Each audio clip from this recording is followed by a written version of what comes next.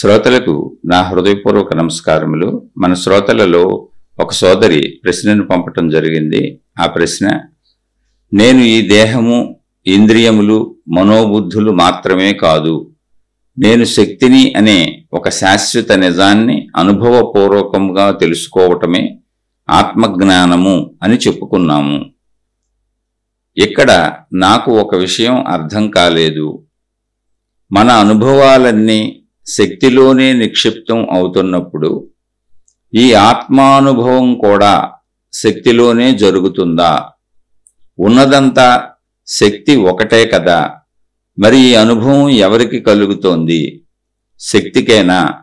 అంటే మరి అజ్ఞానం ఉన్నది శక్తిలోనేనా? ఆ అజ్ఞానంతో ఉన్న శక్తినే మనం జీవుడు అంటున్నామా? వివరించగలరు? వీరు అష్టావక్ర గీత 13వ భాగాన్ని నేను శక్తిని అన్నది శాశ్వత సత్యం అనే టైటిల్తో ఉన్నది. ఆ శీర్షిక విని ఈ ప్రశ్న వేశారు. ఆత్మజ్ఞాన శీర్షికలు అనేకం చెప్పుకుంటూ వెళ్తున్నాం. సంపూర్ణంగా మొత్తంగా ఒక శీర్షికలో చెప్పటం అసంభవమైన విషయం. ఈ ఆత్మజ్ఞాన గ్రంథాలు మహాత్ములే అనేకం రచించారు. ఎంతోమంది వీటి మీద లక్షల కోట్ల ఉపన్యాసాలు చెబుతానే ఉన్నారు అనాదిగా. ఎన్నో వందల వేల గ్రంథాలు ఉన్నాయి. ఇది అర్థం చేసుకోవలసిన విషయమే తప్ప మాటలతో ఎంత చెప్పినా అర్థమయ్యే విషయం అసలు కాదు. అంటే ఇది మాటలకి వెనకాల ఉన్నది. మాటలకి వెనకాల ఏముంది? భావం ఉంది. మాటలకి వెనకాల మనకి భావం ఉంది. మీరు గమనించుకోండి. భావం ఎలా ఉంది చెప్పలేం. భావం ఉందంతే. ఈ భావానికి ఆధారంగా ఏముంది? మళ్ళీ భావానికి వెనక్కి వెళ్తే అసలు భావానికి ఆధారంగా ఏముంది? శక్తి ఉంది. అంటే భావం ఎక్కడుంది? శక్తిలో ఉంది. అంటే భావము శక్తి వేరువేరా అంటే వేరువేరుగా ఉన్న ఒకటే. ఎందుకనంటే శక్తికి భావం ఉండదు, కానీ భావం శక్తి గ్రహించగలదు. ఎందుకు గ్రహించగలదు అంటే పరిమిత భావన చేత. అసలు భావం ఎలా ఏర్పడుతుంది అంటే ఉన్నది శక్తే. ఒక బిడ్డ పుట్టినప్పుడు, మాతృగర్భములోంచి ఒక బిడ్డ పుట్టినప్పుడు అప్పుడు వెంటనే మీరు పసిబిడ్డల్ని చూడండి, వెంటనే కాకపోతే పోయిన ఒక రోజు 2 రోజులు అలా అనుకోండి, మంచం మీద ఉన్నటువంటి ఆ పసిబిడ్డకి ఏముంది? శరీరం ఉన్నది, ప్రాణం ఉన్నది, అంతే. ఏ భావము లేదు. ఏ భావము లేదు కనుకనే ఆ బిడ్డకి భాష లేదు. చెప్పాలన్నది లేదు, వినాలన్నది లేదు, ఏ భావన లేదు. చూడండి, కానీ బిడ్డ ఉంది అక్కడ, ప్రాణం ఉంది అక్కడ, కదలిక ఉంది అక్కడ. ఇంకా మీరు ఆ బిడ్డను అలాగే గమనించుకుంటూ వెళితే కాళ్ళు చేతులు ఆడిస్తూ కొన్ని రోజులు గడుస్తూ ఉంటే కాళ్ళు చేతులు ఆడిస్తూ వాళ్ళల్లో వాళ్ళే నవ్వుకుంటూ ఉంటారు. అయితే ఇప్పుడు ఆ బిడ్డలో ఆకలి అనే స్పందన మొదలైంది. అది శరీర నిర్మాణంలో ప్రకృతి చేసినటువంటి ఒక అద్భుతం. ఆ స్పందనకి బిడ్డకు తెలిసినటువంటి స్పందన, సహజ స్పందన సృష్టించింది ఏడుపు. అంటే మనం దానికి ఏడుపు అని పేరు పెట్టాం. ఏడుపు కాదు, స్పందన తెలియజేస్తున్నారు. అంటే మనం గుర్తించడానికి ఒక శబ్దం చేస్తుంది ఆ శరీరం, తనకి లోపల ఆకలి అనేటువంటిది కలిగిందని. అదే మలమూత్ర విసర్జనలు కలిగినప్పుడు చూడండి, ఏ భావము లేదు అక్కడ. అసహ్యం అనే భావం కూడా లేదు ఆ బిడ్డకి. అంటే భావం లేదు, అసలు అభావ స్థితిలో ఉంది. కానీ అభావ స్థితిలో బిడ్డ ఉంది, శరీరం ఉంది, ప్రాణశక్తి ఉంది. ప్రాణశక్తి లేకపోతే బిడ్డ ఉండే అవకాశమే లేదు. కానీ అక్కడ ఒక అభావ స్థితి ఉన్నది, అది గుర్తించండి. ఆ అభావ స్థితి ఉన్నది కనుకనే మలమూత్ర విసర్జనలప్పుడు కూడా అక్కడే చేసేసుకుంటున్నారు. అసహ్యం అనేది అనిపించట్లేదు అసలు వాళ్ళకి. మీరు గమనిస్తూ ఉంటే చాలామంది పిల్లలు ఆ మలమూత్రాలను చేత్తో తీసుకుని నోట్లో పెట్టుకుంటూ ఉంటారు. తెలియదు వాళ్ళకి, ఒళ్ళంతా రాసుకుంటూ ఉంటారు. అసహ్యత అనే భావమే లేదు. ఇంకా కొద్దిగా గమనిస్తే అసహ్యత అనే భావము లేనటువంటి పసిబిడ్డల మలమూత్రములు ఎత్తేటప్పుడు ఆ తల్లికి కూడా అసహ్యత అనిపించదు. ఎందుకంటే ఎదుటవాడి భావాలు మన మీద కూడా రిఫ్లెక్ట్ అవుతూ ఉంటాయి ఎంతో కొంత. అదే ఎదుగుతున్న కొద్ది ఎదిగిన మనిషికి సంబంధించిన మలమూత్రాలు అంటే మనం మలమూత్ర విసర్జనకి వెళ్తేనే మనకు అసహ్యంగా ఉంటుంది. ఎదుటి వాళ్ళైతే ఇంకా భరించలేనంత అసహ్యంగా ఫీల్ అవుతాం. పసిబిడ్డల దగ్గరికి వచ్చేటప్పటికి తల్లులు తండ్రులు ఆ అసహ్యత లేదు కనుకనే బిడ్డల్ని పెంచగలిగారు. నానమ్మలు అమ్మమ్మలు వీళ్ళందరూ చూడండి, అక్కడ కారణం మలమూత్రముల అసహ్యత భావం మనలో లేక కాదు, బిడ్డలో లేక. ఊరికి ఉదాహరణకి చెప్పానంతే. ఇక్కడ మనం బిడ్డ గురించే మాట్లాడుకున్నాం. ఇప్పుడు బిడ్డలో అక్కడ భావ పరంపర లేదు, మనసు లేదు. అంటే మనకిప్పుడు భావాలంటే ఏం లేదు, మనసే. ఇప్పుడు ఆ బిడ్డ ఆకలేసింది, ఏడ్చినప్పుడు ఏం జరిగింది? ఒక స్పందన తన కడుపులో తెలిసింది తనకి. ఆ స్పందనకి ఇంకొక స్పందన వచ్చింది ఏడవాలని. అది ఆటోమేటిక్గా శరీరంలో ఉంది. అది ఆ ఏడుపే తర్వాత మన మాట అయింది. ఇప్పుడు మన మాటలన్నీ ఏడుపులే. దాన్ని ఏడుపన్నాం, మొదటి శబ్దాన్ని ఏడుపన్నాం. ఆ మొదటి శబ్దమే మారింది, ఇప్పుడు భాషగా మారింది. శబ్దం చేసే శక్తి ఉంది. ఇప్పుడు మన మాటలన్నీ కూడా ఏడుపులే. మనం ఎన్ని చెప్పుకున్నా ఆఖరికి ఏడుపు ఆపాలి. ఏడుపు ఆపాలంటే భావ పరంపర ఆగి నిశ్చలమైన ఆ బిడ్డలో ఉన్నట్టుగా ప్రాణశక్తి ఉండాలి. అంటే మన మనసు నిశ్చలమైన ప్రాణశక్తులుగా నిలిచిపోవాలి. మనసు ఉండకూడదు అంటే ఆ మనసులో కలుగుతున్నటువంటి మనం ఏర్పరుచుకున్నటువంటి అనేక భావ సమూహాలను గమనించి అందులో మన ఇబ్బంది పెట్టేవి. ఇప్పుడు మంచి భావాలు మననేం ఇబ్బంది పెట్టవు, కన్ఫ్యూజ్ చేయవు. మంచి భావాలు నిశ్చలంగానే ఉంటాయి. ఇప్పుడు ఆనందంగా ఉంది, నిశ్చలంగానే ఉన్నాం. ఏముంది? అది ఏ ఆనందమైనా కావచ్చు, నిశ్చలంగానే ఉన్నాం.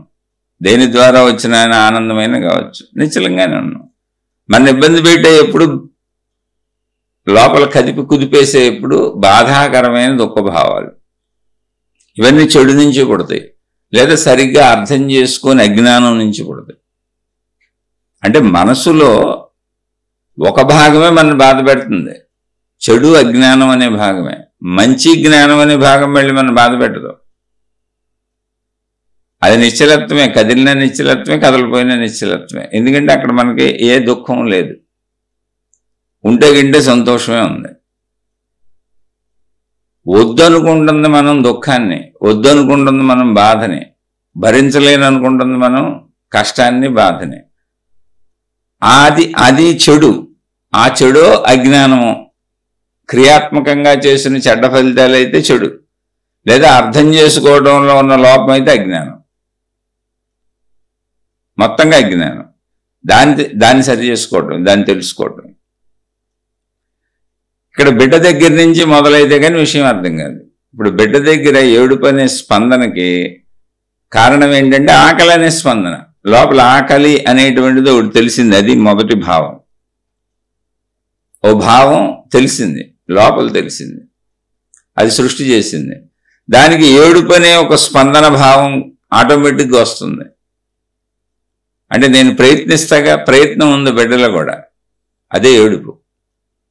మనం పెద్ద అయినాక ఇంకా ఇప్పుడు ఆ ఏడుపుని ఆపేసి డబ్బు కోసం ప్రయత్నాలు మొదలుపెట్టాం అంతే. మనం ప్రయత్నించి చేసుకోగలిగిన స్థితికి కాళ్ళు చేతులు ఎదిగొచ్చాం కాబట్టి డబ్బునో విషయాలను అన్ని ప్రయత్నాలు మొదలుపెట్టాం. అక్కడ బిడ్డ ప్రయత్నం ఏడుపే అంతే. అది ఏడుపు కాదు, భాషే, వ్యక్తీకరణ. దానికి మనం ఏడుపని పేరు పెట్టాం. అది విని తల్లి పాలిస్తుంది. ఇప్పుడు ఈ పాల స్పర్శ తెలుస్తుంది, తల్లి స్పర్శ తెలుస్తుంది, పాల రుచి తెలుస్తుంది, అన్నీ తెలుస్తున్నాయి. కడుపు నిండటం తెలుస్తుంది. ఇంతకుముందు ఆకలి అనే భావన ఏది ఉందో అది తగ్గటం, సమసిపోవటం, పూర్తి అవటం తెలుస్తుంది. పూర్తి అవగానే బిడ్డ పాలు తాగటం ఆపేస్తుంది. అంటే ఎన్ని తెలిసినవి చూడండి అక్కడ. ఈ తెలిసినవన్నీ ఏమైనాయి అంటే మొట్టమొదటికి మళ్ళీ వెనక్కి వెళ్ళిపోండి. బెడ్ ఉంది, ప్రాణం ఉంది, ఇంకా ఏం మొదలవలా. ఇప్పుడు ఆకలి మొదలైంది. ఆకలి అనేది మొదలైంది ఎలా ఉంటుంది అనే భావన లోపల తెలుస్తుంది. తెలిసిన భావన ఉన్న ప్రాణశక్తిలో ప్రింట్ అయింది. తెలుస్తున్నది ఎవరికి? అసలు తెలుసుకునేది ఎవరు? ప్రాణశక్తి. అంటే అక్కడ తెలుసుకున్నది ఎవరో? శరీరంతో, శరీరంలో కలుగుతున్న భావాలనే. శరీరాన్ని నిలిపి ఉంచింది ఎవరో వాళ్ళు. శరీరాన్ని నిలిపి ఉంచింది ఎవరు? ప్రాణశక్తి. కొంచెం నిదానంగా, సూక్ష్మంగా, జాగ్రత్తగా అర్థం చేసుకోండి. బిడ్డ దశలో అర్థం చేసుకోండి, మీ దశలోకి రాకుండా. అర్థం అవుతుంది.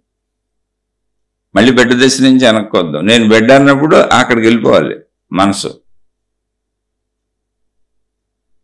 అక్కడ ఏ ప్రాణశక్తి బిడ్డ శరీరాన్ని నిలిపి ఉంచిందో ఆ ప్రాణశక్తి ఆ భావాన్ని తెలుసుకుంది. ఆ ప్రాణశక్తి ప్రయత్నించింది బిడ్డ, ఆ ప్రాణశక్తిని ఉపయోగించి ఏడుపు అనే స్పందన. అది కూడా తెలిసింది. అది కూడా తెలిసింది. నాకు నేను అన్నీ తెలుస్తున్నాను, నాకు అన్నీ తెలుస్తున్నాయి.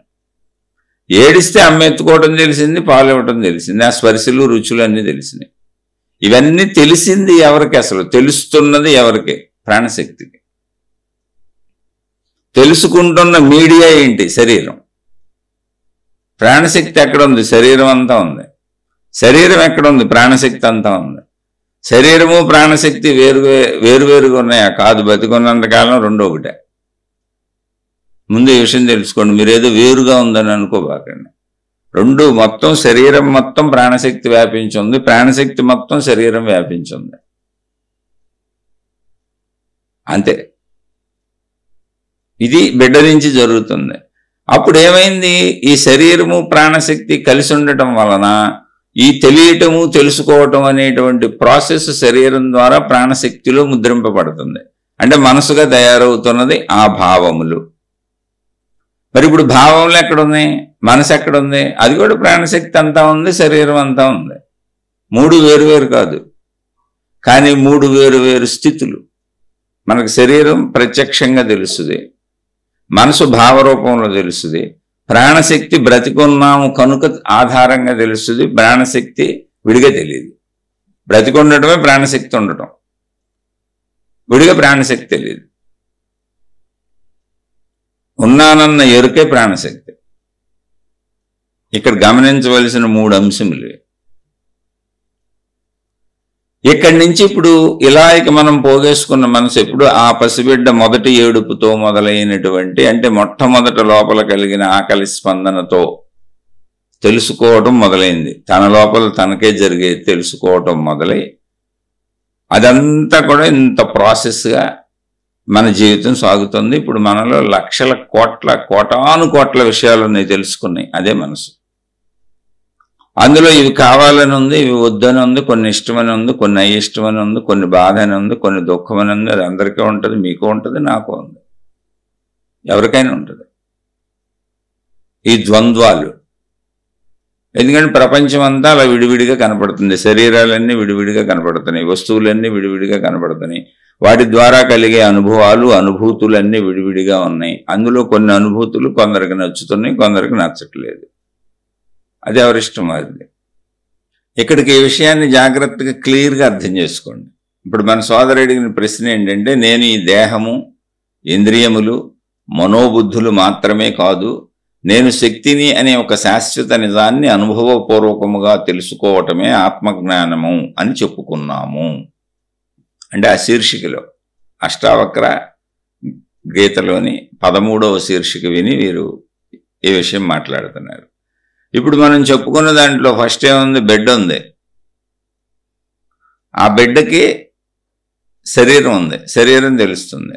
ఆ శరీరమే దేహం. అంటే ఇంద్రియాలంటే అందులో ఉన్నటువంటి పంచేంద్రియాలు. ఈ పంచేంద్రియాల శరీరము, ప్రాణశక్తి. అక్కడ ఇంకా బెడ్కి భావం ఏర్పడలా. ఇది ఫస్ట్ ఉన్న బెడ్కి భావం ఏర్పడలా. భావం ఏర్పడటాన్ని మనసు అన్నాం. ఈ భావం ఏర్పడేటువంటి ఈ మనసు అనే ప్రక్రియలోనే నేను, నాకు అనేది అక్కడ ఏర్పడింది. అంటే ముందు అప్పుడు నేను, నాకు కూడా లేదు. ఇప్పుడు నాకు ఆకలి కలిగింది, తెలిసింది. అంటే లోపల కలిగింది ఇలా కలుగుతుంది, తెలుస్తుంది అనేది నాకు నేను అయింది అక్కడ. ఆ మొట్టమొదటి తెలియటం ఏదుందో అది ఎవరికి తెలిసింది? నాకు. ఆ నాకు ఎవరు? నేను. అదే నేను. ఆ తెలియటం అనే గుర్తింపు ఎక్కడుందో అక్కడ నేను నాకు మొదలైనవి. తెలియటము అనే గుర్తింపు లేని చోట నేను నాకు ఉండదు. ఆ ప్రక్రియలోనే ఉంటుంది అది, ఆ ఎరుక. అక్కడ మొట్టమొదటి ఎరుక నేను నాకు అయింది. నాకు ఆకలేసింది, నేను ఏడ్చాను, లోపల స్పందన కలిగింది. కాబట్టి నన్ను అమ్మ ఎత్తుకుంది, నాకు పాలు ఇచ్చింది. ఇవన్నీ అప్పుడు బిడ్డకు తెలియకపోవచ్చు, అమ్మని ఎత్తుకుందని పాలు ఇచ్చిందని. మనం అర్థం చేసుకోవటానికి మాట్లాడుకుంటాం. పాల రుచి తెలిసింది ఎవరికి? నాకు. అమ్మ స్పర్శ తెలిసింది ఎవరికి? నాకు. అక్కడ నేను పుట్టింది. నాకు అని ఎప్పుడు వచ్చిందో దానికి ముందు నేనుంది. నేనుంటే నాకని వస్తుంది. కాబట్టి ఇంద్రియాలు, మనసు, బుద్ధి అంటే విచక్షణ జ్ఞానం. ఇప్పుడు మనసు ఎలా ఏర్పడిందని చెప్పుకున్నాం కదా. మనకు ఏర్పడిన మనసు ఎలా ఏర్పడింది అంటే దేశ కాల పరిస్థితులను బట్టి ఏర్పడుతుంది. మనకు ఏర్పడిన మనసు ఎలా ఏర్పడుతుందో చూడండి, దేశ కాల పరిస్థితులను బట్టి. అందుకని మనలో బుద్ధి అనేది ఒకటి ఉంటుంది. దేశకాల పరిస్థితుల్లో ధర్మ అధర్మములు తెలుసు మనసుకి. అంటే అవన్నీ కలిపి కదా మనం లోపలికి తీసుకుంటున్నాం. ఇది చేయొచ్చు, ఇది చేయకూడదు, ఇది తినొచ్చు, ఇది తినకూడదు, ఇది తాగొచ్చు, ఇది తాగకూడదు, ఇలా అన్నీ ఉన్నాయి అక్కడ. ఇప్పుడు తాగకూడని తాగము, తినకూడని తినం కదా. అవన్నీ మనసులోకి వచ్చినాయి. ఇవి తినకూడదని వచ్చినాయి, ఇవి తినొచ్చు అని వచ్చినాయి, ఇవి చేయకూడదని వచ్చినాయి, ఇవి చేయొచ్చు అని వచ్చినాయి, ఇది తప్పు అని, ఇది రైట్ అని వచ్చింది. ఇది ఎలా వచ్చింది? గ్రహింపే, మళ్ళీ భావమే, మనసే. ఆ మనసులో ద్వారా గ్రహించినటువంటి దేశ కాల పరిస్థితుల్లో మానవ జీవనానికి బ్రతకడానికి యోగ్యమైన విషయాలు ఏమున్నాయో, బ్రతుకుని ఇబ్బంది పెట్టేటువంటి అయోగ్యమైన విషయాలు ఏమున్నాయో ఇవన్నీ కూడా తెలుసు, గ్రహించాం, అన్ని మనసులో ఉన్నాయి. అందుకని ఏదైనా మనం క్రియ చేసేటప్పుడు ఇది కావాలి, ఇది తినాలి, ఇది చెయ్యాలి, ఇది పొందాలి, ఇలా పొందాలి అని మనం ప్రయత్నించేటప్పుడు మనలో ఒక విచక్షణా శక్తి చెప్పుద్ది. ఏంటి ఆ విచక్షణ శక్తి? మనం ఆల్రెడీ లోపలికి తెచ్చుకున్నాం, యోగ్యము అయోగ్యము అని, దేశ కాల పరిస్థితులను బట్టి. ఇది ఎప్పుడు మారిపోతూ ఉంటాయి. మన దేశంలో ఉన్న రూల్స్ ఇతర దేశంలో ఉండవనుకోండి, అక్కడ బుద్ధి ఆ రూల్స్కి తగ్గట్టుగా చెప్పుద్ది. మనం స్త్రీ అయితే ఒకలా ఉంటుంది, మనం పురుషుడైతే ఒకలా ఉంటుంది. ఇవన్నీ మార్పులు జరుగుతూ ఉంటాయి. అందుకని దేశ కాల పరిస్థితులను బట్టి బుద్ధి చెప్పుద్ది. అది విచక్షణా జ్ఞానం. ఇది చేయొచ్చు, ఇది చేయకూడదు, ఇది తినొచ్చు, ఇది తినకూడదు, ఇది తప్పు, ఇది రైట్, ఈ మొత్తం చెప్పేది బుద్ధి. అందుకని తినకూడని తినం మనం. తినకూడని తింటే మనం పోతాం. అలాగే చేయకూడని కూడా చేయకూడదు. ఇప్పుడు మనం బండేసుకు వెళ్తున్నాం అనుకోండి, ఏ లారీనే వస్తుంది అనుకోండి, ఆ లారీకి ఎదురు వెళ్ళకూడదు, తప్పించుకోవాలి, పక్క నుంచి వెళ్ళాలి, జాగ్రత్తగా వెళ్ళాలి, ట్రాఫిక్లో యాక్సిడెంట్లు చేసుకోకూడదు, మనకే ప్రమాదం అని బుద్ధి చెప్పబెట్టాలి, వెళ్తూ ఉంటాం. బుద్ధి ఎప్పుడు హెచ్చరిస్తూ ఉంటుంది అన్ని చోట్ల. హెచ్చరికలన్నీ బుద్ధి అండి, కోరికలన్నీ మనసు అండి, కావాల్సిందంతా మనసుకండి. ఎలా పొందాలో, ఆ పొందేటప్పుడు ఏం చేయొచ్చో ఏం చేయకూడదో చెప్పేదంతా మనసు, బుద్ధి అండి. అది అంతే. బుద్ధి. ఇవన్నీ మనం తెలుసుకున్నాం, అవన్నీ పేర్లు పెట్టుకున్నారు. అయితే ఈ మనోబుద్ధులు మాత్రమే కాదు, నేను శక్తినేని ఒక శాశ్వత నిజాన్ని అనుభవపూర్వకంగా తెలుసుకోవటమే ఆత్మజ్ఞానం అని చెప్పుకున్నాము అన్నారు సోదరి. అవును. ఇప్పుడు మనకు అసలు మొట్టమొదటి మనోబుద్ధులు ఇవన్నీ ఏర్పడకముందు ఏముంది? బిడ్డ ఉంది. బిడ్డ అంటే ఎవరు? శరీరము, ప్రాణము, అంతే. ఇంకా అక్కడ మనసు ఏర్పడలేదు, బుద్ధి ఏర్పడలేదు, నేను ఏర్పడలేదు, అహంకారం ఏర్పడలేదు. ఇంద్రియాలు ఉన్నాయి శరీరంలో. అయితే ఆ ఇంద్రియాలన్నీ కూడా ఇంకా ఏర్పడలేదు. ఎందుకంటే పుట్టిన బిడ్డకి నేను ఎక్కడో చదివాను, అసలు 20-21 రోజుల వరకు విషయాలన్నీ అంటే కనపడేవి, దృశ్యాలన్నీ తలకిందులుగా కనపడతా ఉంటాయండి. అలాగే శబ్దాలు, మన ఏమి బిడ్డకి శబ్దాలు వినపడినా అర్థం కావు. అంటే ఏంటి? ఇంద్రియాలు ఇంకా అర్థం చేసుకునే స్థితికి కూడా రాలేదు. ఓ మాటలో చెప్పాలంటే ఇంద్రియాలు ఉన్నాయి, కానీ వాటి పనితీరు పెరగలేదు. అది శరీరంతో పాటు పెరుగుద్ది. అంటే ఇంద్రియాల యొక్క పనితీరు కూడా ఇంక సంపూర్ణంగా పెరగలేదు. ఇప్పుడు ఇంద్రియాల పనితీరు పెరిగితే మనసు ఏర్పడతా ఉండదు. ఆ గ్రహింపు శక్తి, మనసుకు ఆధారం ఇంద్రియాలు. ప్రాపంచిక విషయాలను గ్రహించడం ఇంద్రియాల క్రియ. అది బిడ్డకి ఇంకా పూర్తిగా ఏర్పడలేదు, కానీ అది కొద్ది కొద్దిగా మొదలవుతుంది. ఎందుకంటే అప్పుడే స్టార్టింగ్ కాబట్టి. ఆ స్టార్టింగ్లో ఉన్నదేంటి? ఒక మాటలో చెప్పాలంటే ఇంద్రియాల పనితీరు కూడా లేదు. బెడ్ ఉంది, శరీరం ఉంది, ప్రాణం ఉంది. ప్రాణము శరీరం ఉన్న బిడ్డని చూస్తున్నాం అంతే. అక్కడ ఇంకా ఇంద్రియాల పనితీరు కూడా మొదలవలేదు. దేహం ఉంది, ప్రాణం ఉంది. ఇంద్రియాల పనితీరు మొదటి ఆకలి లోపల పుట్టింది, ఇంద్రియాల దగ్గర పుట్టలు. అసలు అది మొదటి ఆకలి ఎక్కడ పుట్టింది? లోపల పుట్టింది. మొదటి ఏడుపు ఎక్కడ పుట్టింది? లోపలే పుట్టింది. దానికి అసలు ఇంద్రియాలతో సంబంధం లేదు, అది సృష్టి చేసిన ఏర్పాటు. ఆ ఆకలి ఎలా ఉంటుంది అనే భావం లోపల పుట్టింది. అక్కడ అమ్మ మొదటి స్పర్శ తగిలింది చర్మానికి, అది ఇంద్రియం గ్రహించింది. ఆ చర్మం స్పర్శ అంతా ఇంద్రియ గ్రహింపేగా. అప్పుడు అమ్మ పాలు ఇచ్చింది, అక్కడ మళ్ళీ పాల రుచి, అది కూడా చాలా మైన్యూట్గా కొద్ది కొద్దిగా మొదలవుతుంది. శరీర ఎదుగుదలతో ఇంద్రియాలు కూడా బలపడి అన్ని తెలుసుకుంటూ ఉంటాయి. అంటే ఇంద్రియాల బలం కూడా మొదట లేదు, శరీరంతోనే మొదలవుతుంది. ఈ ఇంద్రియాల బలము, ఈ మనస్సు, ఈ బుద్ధి, ఇవన్నీ కూడా తర్వాత ఏర్పడినాయి. నేననే భావన, ఇవన్నీ కూడా తర్వాత ఏర్పడినాయి. మొట్టమొదటగా అసలు ఏమీ లేకుండా ఉన్నది దేహము, ప్రాణము. ఆ మొదటి స్థితిని తెలుసుకుంటే మిగిలిన స్థితులు మనకు అర్థమవుతుంది. అప్పుడు ఈ మిగిలిన స్థితుల నుంచి వెనక్కి వెళ్తే మొదటి స్థితికి వెళ్తాం. అంతే, ఏం లేదు ఇక్కడ. కానీ వెనక్కి వెళ్ళడం చాలా కష్టం. ఎందుకు కష్టం అంటే మొదటి స్థితి నుంచి ఇప్పుడున్న స్థితికి మనం దానిపైన మొదటి స్థితిని కప్పేసిన విషయాలు, అంటే ఇంద్రియముల ద్వారా తెలుసుకున్నటువంటి మానసిక విషయాలు, బుద్ధికి సంబంధించిన విచక్షణా జ్ఞానము, నేను అనేటువంటి అహంకారము, ఈ శరీరము నేనే అనేటువంటి గాఢమైన భావన, ఇవన్నీ దాన్ని సంపూర్ణంగా కప్పేసినాయి.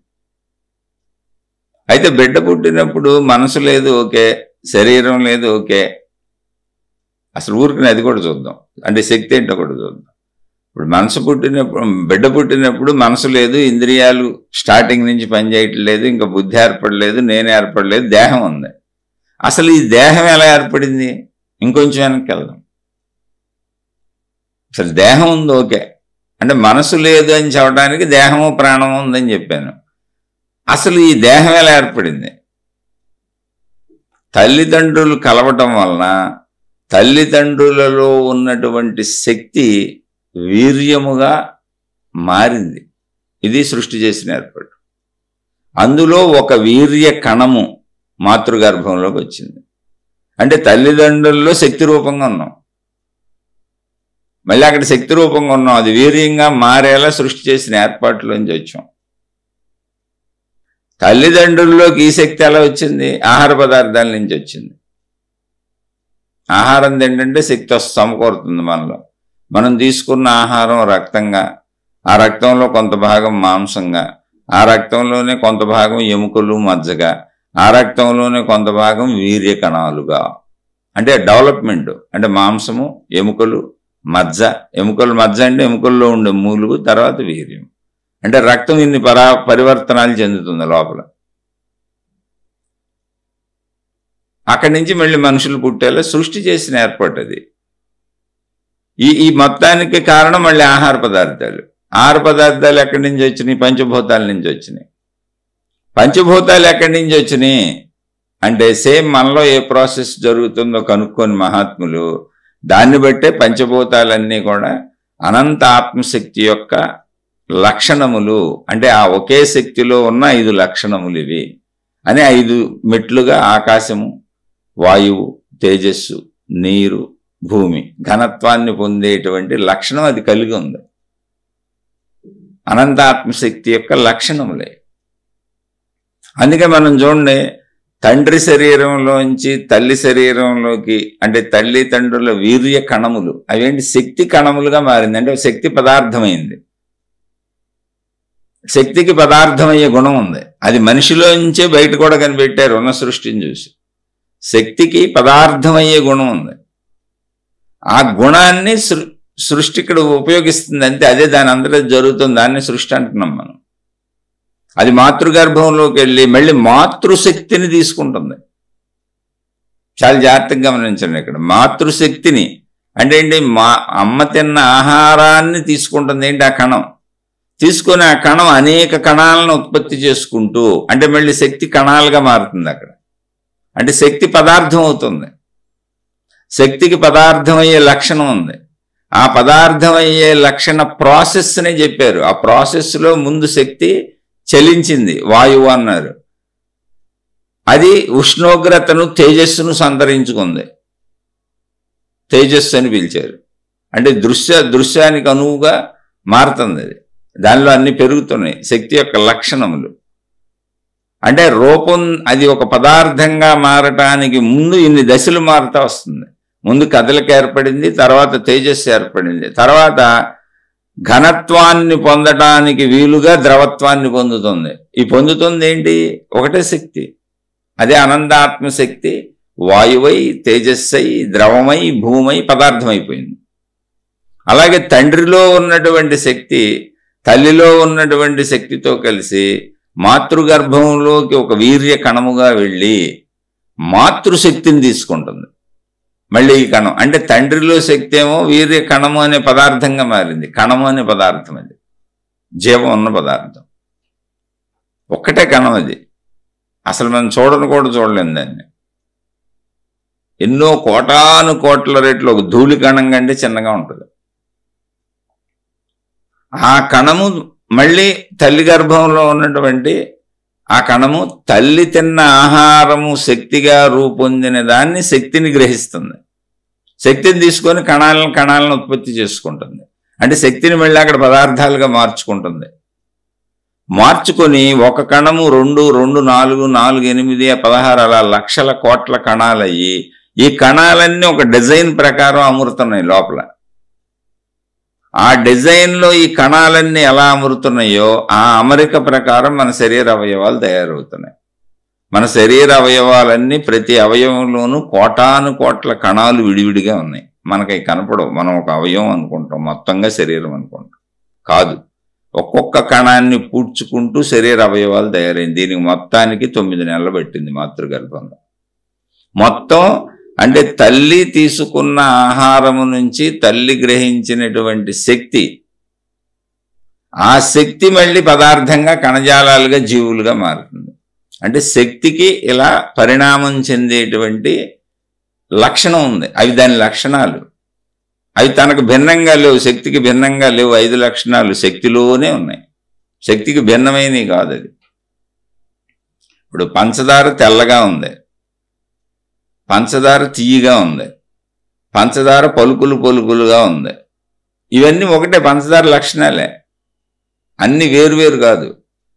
తెల్లగా ఉన్నది అదే, పలుకులుగా ఉన్నది అదే, తీయగా ఉన్నది అదే, ఒకటే అది.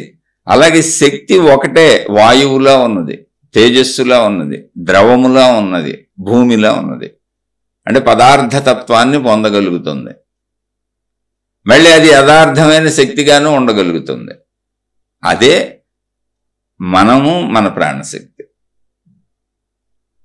ఇందులో పదార్థతత్వాన్ని ఎలా పొందిందో గమనిస్తే ఇప్పుడు దేహం ఎలా వచ్చిందంటే శక్తి పదార్థంగా మారింది. మారిన పదార్థంలో శక్తి కూడా ఉంది, అందుకని దేహం చెల్లిస్తుంది. శక్తి పదార్థంగా మారింది, ఆ పదార్థంలో శక్తి కలిసే ఉంది. అందుకే బయటకు వచ్చేటప్పటికి బిడ్డ దేహము ప్రాణము ఉంది. దేహము ప్రాణము వేరువేరు కాదు, కలిసే ఉన్నాయి, రెండు కలిసే ఉన్నాయి. ఈ కలిసి ఉన్న దేహ ప్రాణ ప్రాసెస్లో దేహము ఇలా డిజైనింగ్ ఉండాలి అనేది సృష్టి నిర్ణయం. మనకు తెలియదు అసలు అది. అదంతా కణాల కలయికతో, ఆ డిజైనింగ్తో కణాలన్నీ అలా ఏర్పడి మొత్తం శరీరం తయారైంది. మన శరీరం అంతా ఇప్పుడు ఏకంగా మనకు కనపడుతున్నది, కానీ కోటాను కోట్ల, లక్షల కోట్ల, కోట్ల కణాల సముదాయం. అన్ని చిన్న కణాలు, ధూళి కణం కంటే చాలా చిన్నగా ఉంటాయి. మొత్తం మనకు ఏకంగా ఒకటిగా కనపడుతుంది. ఇంకా అక్కడి నుంచి చెప్పుకున్నాం కదా, గ్రహింపు నుంచి మళ్ళీ మనసు ఏర్పడింది. ఆ మనసు ఎప్పుడు ఏర్పడిందో ఫస్ట్ తెలియటమే నాకు అనేది తెలుస్తుంది. అంటే దానికి ముందు నేను అనేది ఏర్పడింది. ఆ నేను పరిమిత భావన అయిపోయింది ఈ శరీరం వరకు. ఎందుకంటే నాకు ఈ శరీరం వరకే తెలుస్తుంది.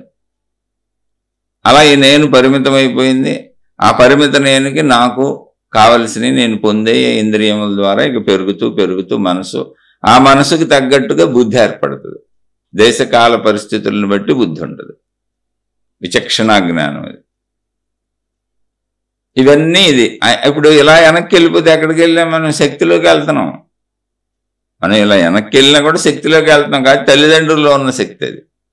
వాళ్ళకి ఎలా వచ్చింది? ఇలా వేసుకుంటే వెనక్కి వెళ్ళిపోయాం అనుకో. పంచభూతాలు, పంచభూతాలు అనేది ఏంటి? భూమి, నీరు, ఇవి చెప్పుకున్నాక ఇవన్నీ శక్తి యొక్క లక్షణములు. మనలో ఎలా పరివర్తనం జరిగిందో శక్తి, మనం తీసుకున్న ఆహార పదార్థం ఏమైంది? శక్తి అయింది. మళ్ళీ మనలోకి వచ్చి శక్తి అయింది ఏమైంది? మనలో మళ్ళీ రక్తమైంది. గమనించండి, మనం తీసుకున్న ఆహారం అనే పదార్థం, ఆ పదార్థం అంతా ఏమైంది? మొత్తం జీర్ణమైపోయి ఆ పదార్థంలో ఉన్నటువంటి శక్తిని శరీరం పీల్చుకుంది. ఆ అద్భుతం మనకి ఎప్పటికీ తెలియదు. దాంట్లో ఉన్న తుక్కుని అంతా కిందకు దోసేసింది మలమూత్ర విసర్జనలో. ఆ శక్తి రక్తంగా మారుతుంది. ఎలా మారుతుందో అసలు ఎవరికి తెలియదు. ఇంతవరకు ఎవరు కనుక్కోలేకపోయారు. అసలు అంత ఎరుపు రంగు మన శరీరంలో ఎలా ఉందో కూడా తెలియదు. ఎర్రట చక్కటి రక్తంగా మారిపోతుంది.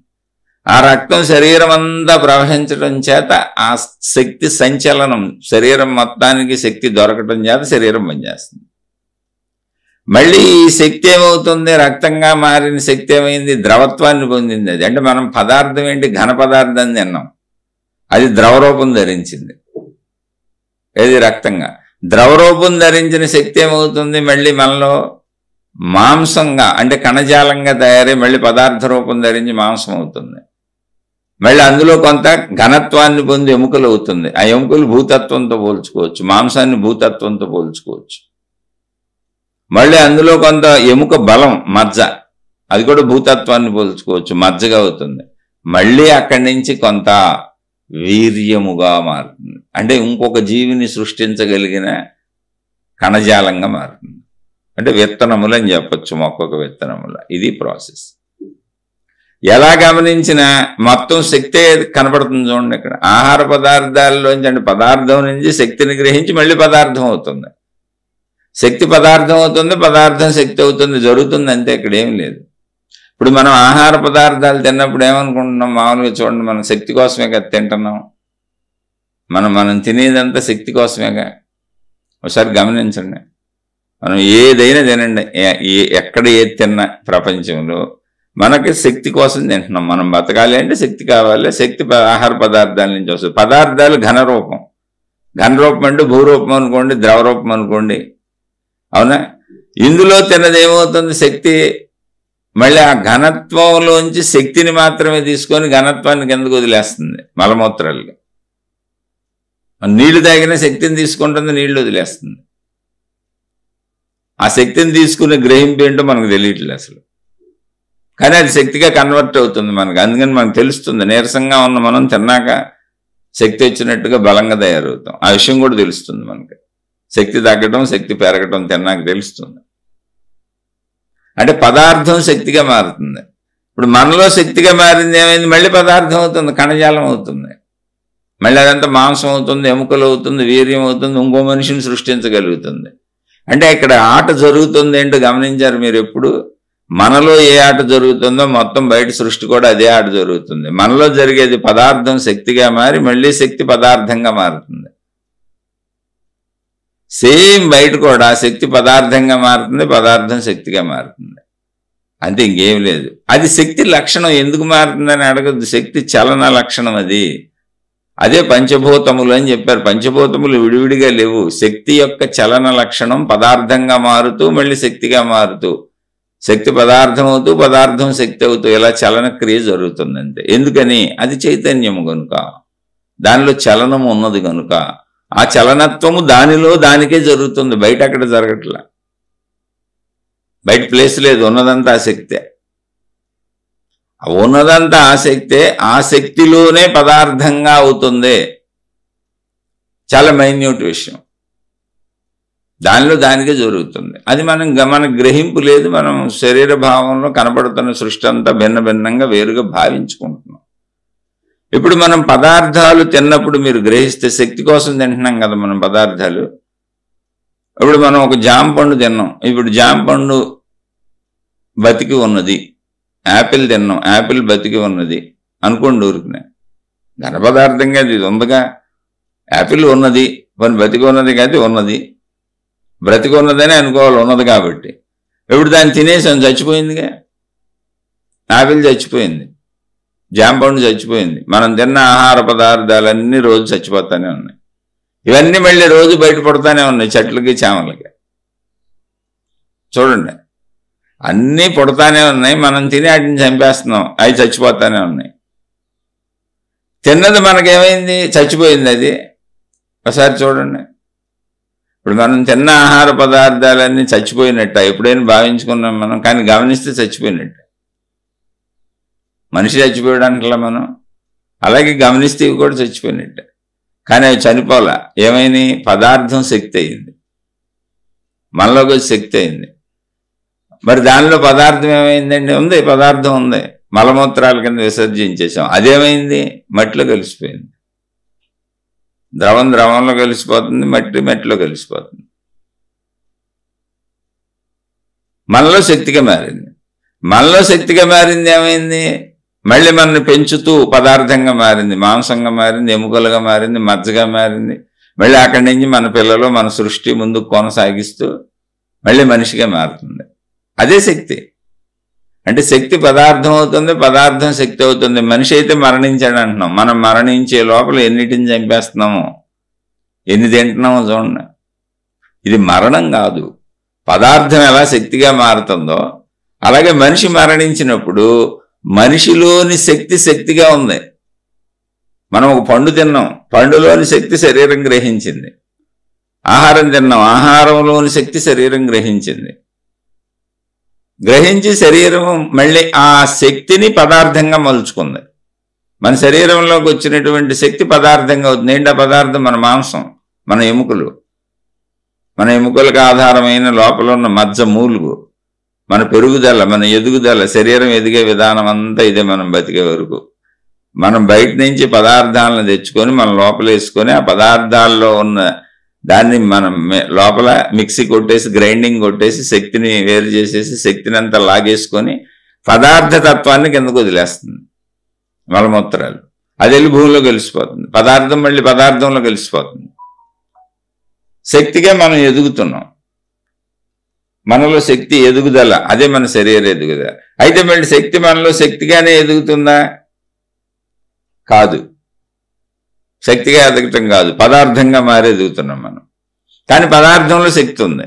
పండులో ఆహార పదార్థాల్లో శక్తి పదార్థం ఎలా కలిసి ఉంటే మనం తీసుకొని శక్తిని విడదీసుకొని పదార్థాన్ని వదిలేసామో, అలాగే మనం జీవించి ఉన్నంతకాలం మనలో శక్తి పదార్థం రెండు కలిసి ఉన్నాయి. ఇక్కడ పదార్థం పండు ఎలా నశించిందో మన శరీరానికి ఒక నశింపు ఉంది. ఇప్పుడు ఆ ఆహార పదార్థాలు మనం తినపోయినా నశించిపోతే ఏమేమి ఉండవు. మనం తింటున్నాం, శక్తి తీసుకుంటున్నాం. కాదు, మనం తినకుండా వదిలేసాం అనుకోండి, మళ్ళీ అన్నీ నశించిపోయి మానవ శరీరం భూమిలో కలిసిపోయినట్టు అవి కూడా అన్నీ కలిసిపోతాయి. భూమిలోనే ద్రవత్వం ఉంది, అన్నీ అక్కడ కలిసిపోవాల్సిందే. మనం తినపోయినా కలిసిపోతాయి. మనం తినకుండా అడవుల్లో కలిసిపోయే ఎన్నో ఉన్నాయి ఆహార పదార్థాలు, పళ్ళు, ఫలాలు, ఇవన్నీ. అంటే ఇక్కడ మనం గమనించవలసినటువంటి విషయం ఏంటి?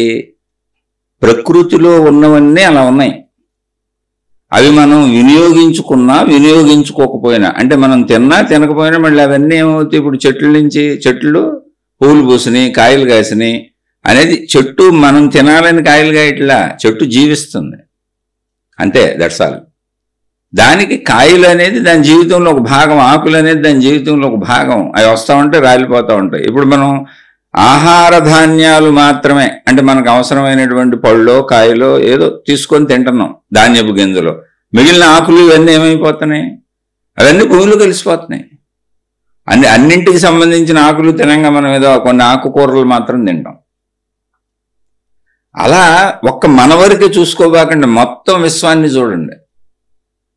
విశ్వము అనేది మొత్తంగా విశ్వం తీసుకుంటే, ఇప్పుడు మనం ఎలా ఆహార పదార్థాలు తిన్నా తినకపోయినా అవి నశించిపోతాయి. నశించిపోవటం అంటే ఏంటి? మళ్ళీ నశింపేం లేదు.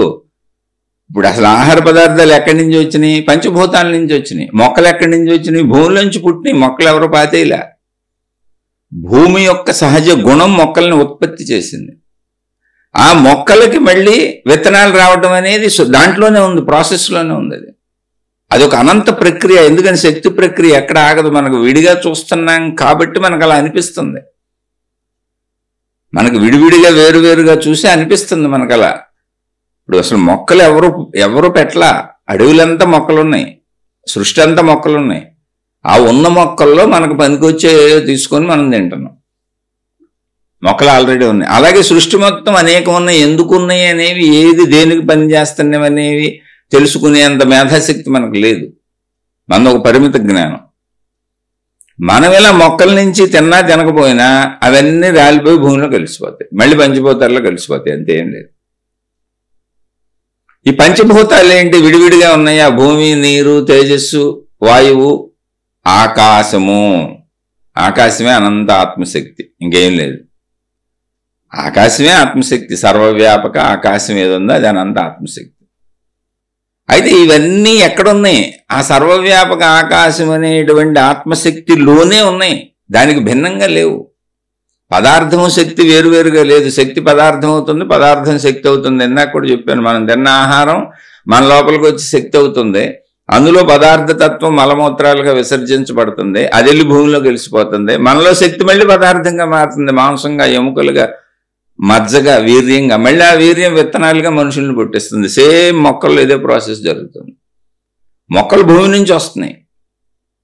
అలా అనేక జీవులు, అనేక జంతువులు, ఇవన్నీ ఎక్కడి నుంచి వస్తున్నాయి అంటే వాటంతటా ఉద్భవిస్తున్నాయి. ఈ ఉద్భవించే విధానంలో ఒక అద్భుతం ఉంది. మహాత్ములు కనిపెట్టి 4 రకాల ప్రాసెస్గా ఉద్భవిస్తుందని చెప్పారు. అండజములు. అండజములు అంటే గుడ్డు ద్వారా తయారయ్యాయి. అంటే ఒక జంతువు, ఇప్పుడు కోళ్ళు ఉన్నాయి, గుడ్లు పెడతాయి. ఆ గుడ్డు నుంచి ఇంకోటి పిల్ల వస్తుంది. అనేక పక్షులు గుడ్లు పెడతాయి, గుడ్ల నుంచి పిల్ల తయారవుద్ది. అంటే అండజములు అంటే అవి. పిండజములు అంటే మనం మనుషులు. పిండం తయారవుద్ది. మాతృగర్భంలోకి ఒక కణం వెళ్ళి ఆ కణం అనేక కణాలుగా తల్లి శక్తిని వాడుకొని రూపొందటాన్ని పిండము తయారైంది అంటారు ముందు. పిండజములు అంటే మనం. అలా కొన్ని జంతువులు కూడా పిండాలు తయారై శిశువు బయటకు వస్తుంది. మొత్తం తయారైపోయిన శిశువు బయటకు వస్తుంది. అండజముల్లో ఏంటి? గుడ్లలోంచి శిశువు బయటకు వస్తుంది. అండజములు, పిండజములు, ఉద్భిజములు. ఉద్భిజములు అంటే మొలకెత్తి పైకి వచ్చాయి, విత్తనాల నుంచి మొలకెత్తి వచ్చే మొక్కలు. అసలు మొదటి మొక్కలు ఎక్కడి నుంచి వచ్చినాయి? భూమి నుంచే వచ్చినాయి. అవన్నీ భూమిలోంచి వచ్చినాయి. మనకు కావలసిన మొక్కల్ని విత్తనాలు ఉన్నాయి కాబట్టి మళ్ళీ పండించుకుంటున్నాం.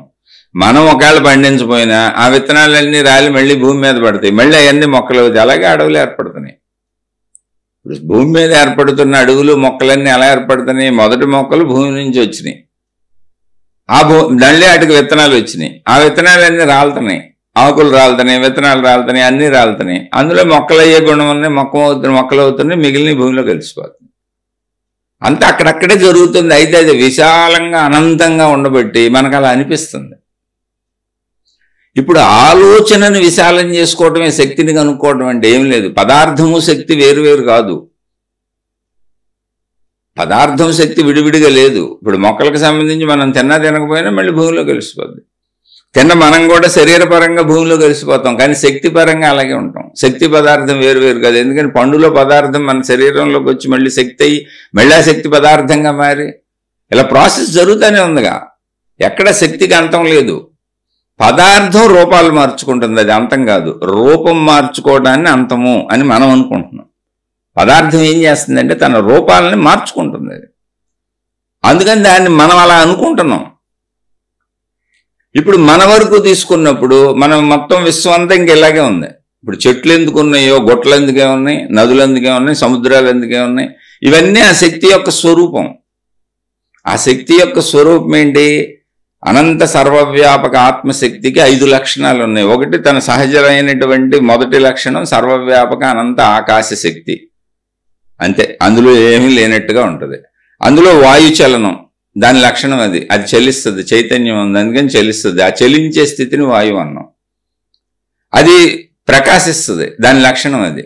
అంటే మనకు చూడండి, ప్రకాశించడం అంటే ఏంటో తెలుసా? మనలో జ్ఞానం లోపల చూడండి అర్థమైనట్టు ఉంటుంది, తెలిసినట్టు ఉంటుంది, ఏదో ఆలోచిస్తుంటే ఒక స్ఫురణ వచ్చినట్టు ఉంటుంది. అవునవును నాకు తెలిసిందంటాం, అది ప్రకాశం.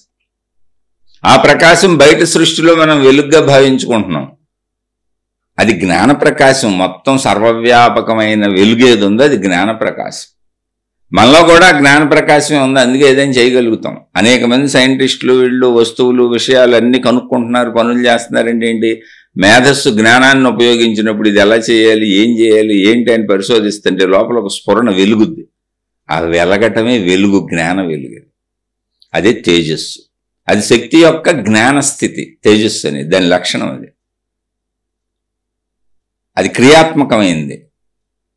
ఆ క్రియాత్మకమైన మొదటి చలనాన్ని వాయువు అన్నాం, రెండో చలనాన్ని తేజస్సు అన్నాం, మూడో చలనాన్ని ద్రవము అన్నాం. అంటే అది ఘనత్వాన్ని పొందటానికి, అంటే పదార్థ రూపాన్ని పొందటానికి వెళ్తుంది. ఆ ప్రాసెస్లో పదార్థ రూపంగా మారుతుంది. తేజస్సు పదార్థంగా ఘనత్వాన్ని సంతరించుకుంటున్నప్పుడు ద్రవమైంది అది. ఆ ద్రవత్వం నుంచి సంపూర్ణ ఘనత్వాన్ని పొందింది. అంటే శక్తి పదార్థం అవటానికి ఇన్ని దశలు తీసుకుంది. ఇంతకీ పదార్థమైంది ఎక్కడ? తనలోనే. ఇప్పుడు మనం బయట నుంచి ఆహారం తిన్నాం, జాగ్రత్తగా అర్థం చేసుకోండి. ఈ రెండు పోలికలు మహాత్ములు తనలోనే కనుక్కున్నారు. అందుకే నీ లోపలికి నువ్వు వెళ్ళు, ధ్యానం చేసుకో, తపస్సు చేసుకో, నిన్ను నువ్వు చూసుకో, అన్నీ నీకు తెలుస్తాయి అని చెబుతారు. నీకు అర్థమైపోతే సృష్టి అంతా అర్థమవుద్ది అని చెబుతారు. అంతే తప్ప మహాత్ములు ఎవరో తపస్సు చేస్తుంటే ఎక్కడి నుంచో దేవుళ్ళు వచ్చి ప్రత్యక్షమై కూర్చొని వాళ్ళకి ఈ సృష్టి స్టోరీ అంతా చెప్పి మీరు రాసుకోండి అయినా, గ్రంథాలు లెక్కించండి రాయన అని ఎవరి మతపు దేవుడు వాళ్ళకి వచ్చి సృష్టి స్టోరీ చెప్పలా. ఈ స్టోరీలన్నీ మనుషులు తలకాయల్లోంచి పుట్టించుకున్నారు. ఒరిజినల్ స్టోరీ మన హృదయంలో ఉన్న శక్తి. మన హృదయంలో ఉన్న శక్తి అది ఎలా ఉందంటే సర్వవ్యాపక ఆత్మశక్తి. మన హృదయంలో ఉన్న శక్తి అదే, బయట ఉన్న ఆకాశ శక్తి అదే. మన హృదయంలో అని ఎందుకు చెప్పుకుంటున్నాం అంటే మన శరీరం అనే భావములో ఉన్నాము కనుక. కానీ కరెక్ట్గా చెప్పాలంటే మొత్తము మన శరీరాలే కాదు, మనుషుల శరీరాలు, వృక్షాల శరీరాలు, జంతువుల శరీరాలు, కొండలు, గొట్టలు, నదులు, సముద్రాలు, యావత్ విశ్వంలో ఉన్న గ్రహాలు, గోళాలు, నక్షత్ర మండలాలు ఎన్నున్నాయో అన్నీ ఆకాశములో ఉన్నాయి, ఆకాశముతో ఉన్నాయి. ఆకాశం వీటన్నింటి నుంచి సర్వత్రా వ్యాపించే ఉంది, ఈ ఆకాశంలోనే ఉన్నాయి. ఆకాశానికి భిన్నంగా లేవు. ఇప్పుడు మన శరీరంలో వెంట్రుకలు పుట్టుకొస్తాయి, శరీరం అంతా తల మీద అతి ఎక్కువగా ఉంటాయి. అరికాళ్ళల్లో అసలు ఉండవు, అరిచేతుల్లో అసలు ఉండవు. ఎందుకంటే పనులు చేస్తూ ఉంటాం కాబట్టి అక్కడికి వచ్చే అవకాశం లేదు. అరికాళ్ళు నేల మీద రుద్దుకుంటున్నప్పుడు ఇంకొచ్చే అవకాశం లేదు, అందుకని అక్కడ వెంట్రుకలు పోయినాయి అసలు. అలా మొత్తం శరీరం అంతా తలకు రక్షణ కాబట్టి అక్కడ బాగా ఎక్కువగా వస్తుంది, మనం కావాలని పెంచుకుంటాం కూడా. అలా శరీర రక్షణకి మీరు చూడండి, అనేక జంతువులకు విపరీతమైన జుట్టు ఉంటుంది చుట్టూ. మనిషి ఎప్పుడైతే కొంచెం డెవలప్ అయ్యి నాగరికత పెరిగి బట్టలు వేసుకోవటం, రకరకాలు వేసుకోవటం, తన శరీరాన్ని దాన్ని రక్షించుకోవడం మొదలుపెట్టాడో ఆ వెంట్రుకలు శరీరం అంతా తగ్గటం మొదలుపెట్టినాయి. అయినా మనకు శరీరం అంతా వస్తాయి చూడండి, చేతుల మీద ఉంటాయి, కాళ్ళ మీద ఉంటాయి. ఇప్పుడు ఈ వెంట్రుకలు పుట్టుకొస్తున్నాయి కదా, మనం ఏమన్నా వాటిని పట్టించుకుంటున్నాం? అసలు అవి మనలోంచే వచ్చింది. వాటికి ఏమైనా ప్రాణం ఉందని భావించుకుంటున్నామా? అవి రాలిపోతే మనం ఏమైనా ఫీల్ అవుతున్నామా? ఒకసారి ఆలోచించండి. కానీ వెంట్రుకలు మనలోంచే పుట్టుకొస్తున్నాయి, వాటిని అసలు మనం పట్టించుకోవట్లా. అలాగే అంటే వెంట్రుకల పూలికి చెప్పాను, సృష్టిలో అంటే మొత్తం సృష్టి అంతా, గ్రహాలు, గోళాలు, నక్షత్ర మండలాలు, మనుషులు, భూమి మీద ఉన్న సృష్టి, చెట్లు, జంతువులు అంతా కూడా అనంత విశ్వవ్యాపక శక్తిలో మన శరీరంపై వచ్చిన వెంట్రుకలు లాంటిది. దానికి అసలు ఆ ఎరుక లేదు, ఆ స్పృహ లేదు, ఎందుకంటే దాని విస్తృతి అంత. ఇప్పుడు మన శరీరంలో మన వెంట్రుకలకు మనకేం లేదు, ఊరికి నెత్తి వరకు ఎందుకు చూసుకుంటాము మనం అంటే మేకప్లు చేసుకుంటాం కాబట్టి కొంచెం మన హెయిర్ స్టైల్స్ కట్ చేసుకొని ఆడవాళ్ళు రకరకాలుగా, మగవాళ్ళు రకరకాలుగా, ఇవన్నీ ఇంకా అది అందం కోసం తయారు చేసుకుంటున్నాం అంతే. అందుకని చూసుకుంటాం ఊరికనే. కానీ వెంట్రుకలు ఇప్పుడు తీసేసినా మనకు బాధ లేదు, అవి రాలిపోయిన ఎన్ని రాలిపోతున్నాయి రోజు దూకుంటుంటే మనకేం బాధ లేదు. అయితే ఎవరో అందానికి సంబంధించి బాధపడితే బాధపడవచ్చు, కానీ ఒరిజినల్గా దాంట్లో బాధ లేదు. అసలు వెంట్రుకలో బాధ అనేది లేదు. వెంట్రుకలో ఇప్పుడు మీరు వెంట్రుకను ఒక్కదాన్నే పైన ఎక్కడో పట్టుకుంటే స్పర్శ కూడా తెలియదు మనకు. కొంచెం పక్కకే వస్తే స్పర్శ తెలుస్తుంది. అంటే మనలోనే ఉంది, మనలోంచే వచ్చింది. కానీ దానికి మనకు సంబంధించినటువంటి స్పర్శలు, మనకు సంబంధించినవి ఏమి దానికి అంటావు. అందుకే వాటిని కట్ చేస్తుంటాం. అలాగే సృష్టిలో, ప్రకృతిలో అంటే పోలికి చెప్పాను అంతే. మళ్ళీ మీరు వెంట్రుకలు అని పూర్తిగా తీసుకోబాకండి, అర్థం అవటానికి చెబుతున్నా. అనంత సర్వవ్యాపక ఆకాశములో మన శరీరం మీద వెంట్రుకలంత కూడా లేదు ఈ సృష్టి. దానికి అసలు విలువ కూడా లేదు దాని దృష్టిలో, ఏది శక్తి దృష్టిలో. ఎందుకని తనకు భిన్నమైంది ఏమి కాదు అది, తనలోనే ఉంది. దాని గురించి ఎరుకే ఉంటుందండి. ఇప్పుడు మనకి వెంట్రుకల పట్ల ఎరుకుందా చెప్పండి? ఎరుక ఎవరికి ఉందండి? మేకప్లు వేసుకునే వాళ్ళకి. విడిగా వదిలేయండి. విడిగా అసలు మనం వెంట్రుకల గురించి పట్టించుకుంటామా? రాలిపోతే వస్తామంటే మనం ఏమైనా పట్టించుకుంటామా? కానీ అదే శరీరానికి దోమ కుడితే పట్టించుకుంటాం, ఏగవాలితే పట్టించుకుంటాం, స్పర్శ తెలియటం మొదలుపెట్టింది. అంత సింపుల్ అయిన విషయం ఏంటి? అనంత ఆత్మశక్తికి ఈ సృష్టి అనేది. ఆ అనంత ఆత్మశక్తి భావన కలిగితే మన శరీరం కూడా మనకు వెంట్రుకల్లాగానే ఉంటుంది. అలా అని తెలియవండి, తెలిస్తే వెంట్రుకలు తెలుస్తున్నాయి కదండి. దూకుంటున్నాం, దాన్ని చక్కగా అలంకరించుకుంటున్నాం. ఇప్పుడు శరీరం మీద వచ్చిన పనికిరాని వదిలేసాం అంతే. పనికిరాని వదిలేస్తున్నాం, కానీ వాటిని గురించి పట్టించుకోం కదా మనం. ఏదో అందం కోసం దూకోవటం తప్ప అసలు పట్టించుకోంగా.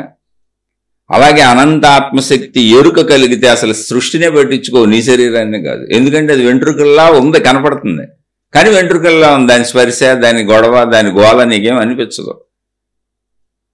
కానీ నేనే మనిషిని అనుకున్నప్పుడు నీకు అలా అనిపిస్తుంది. ఇప్పుడు మన సోదరు అడిగినటువంటి ప్రశ్న ఒకసారి మళ్ళీ చూద్దాం.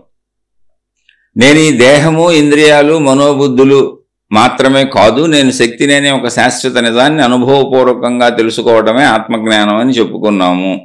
రైట్, అవును.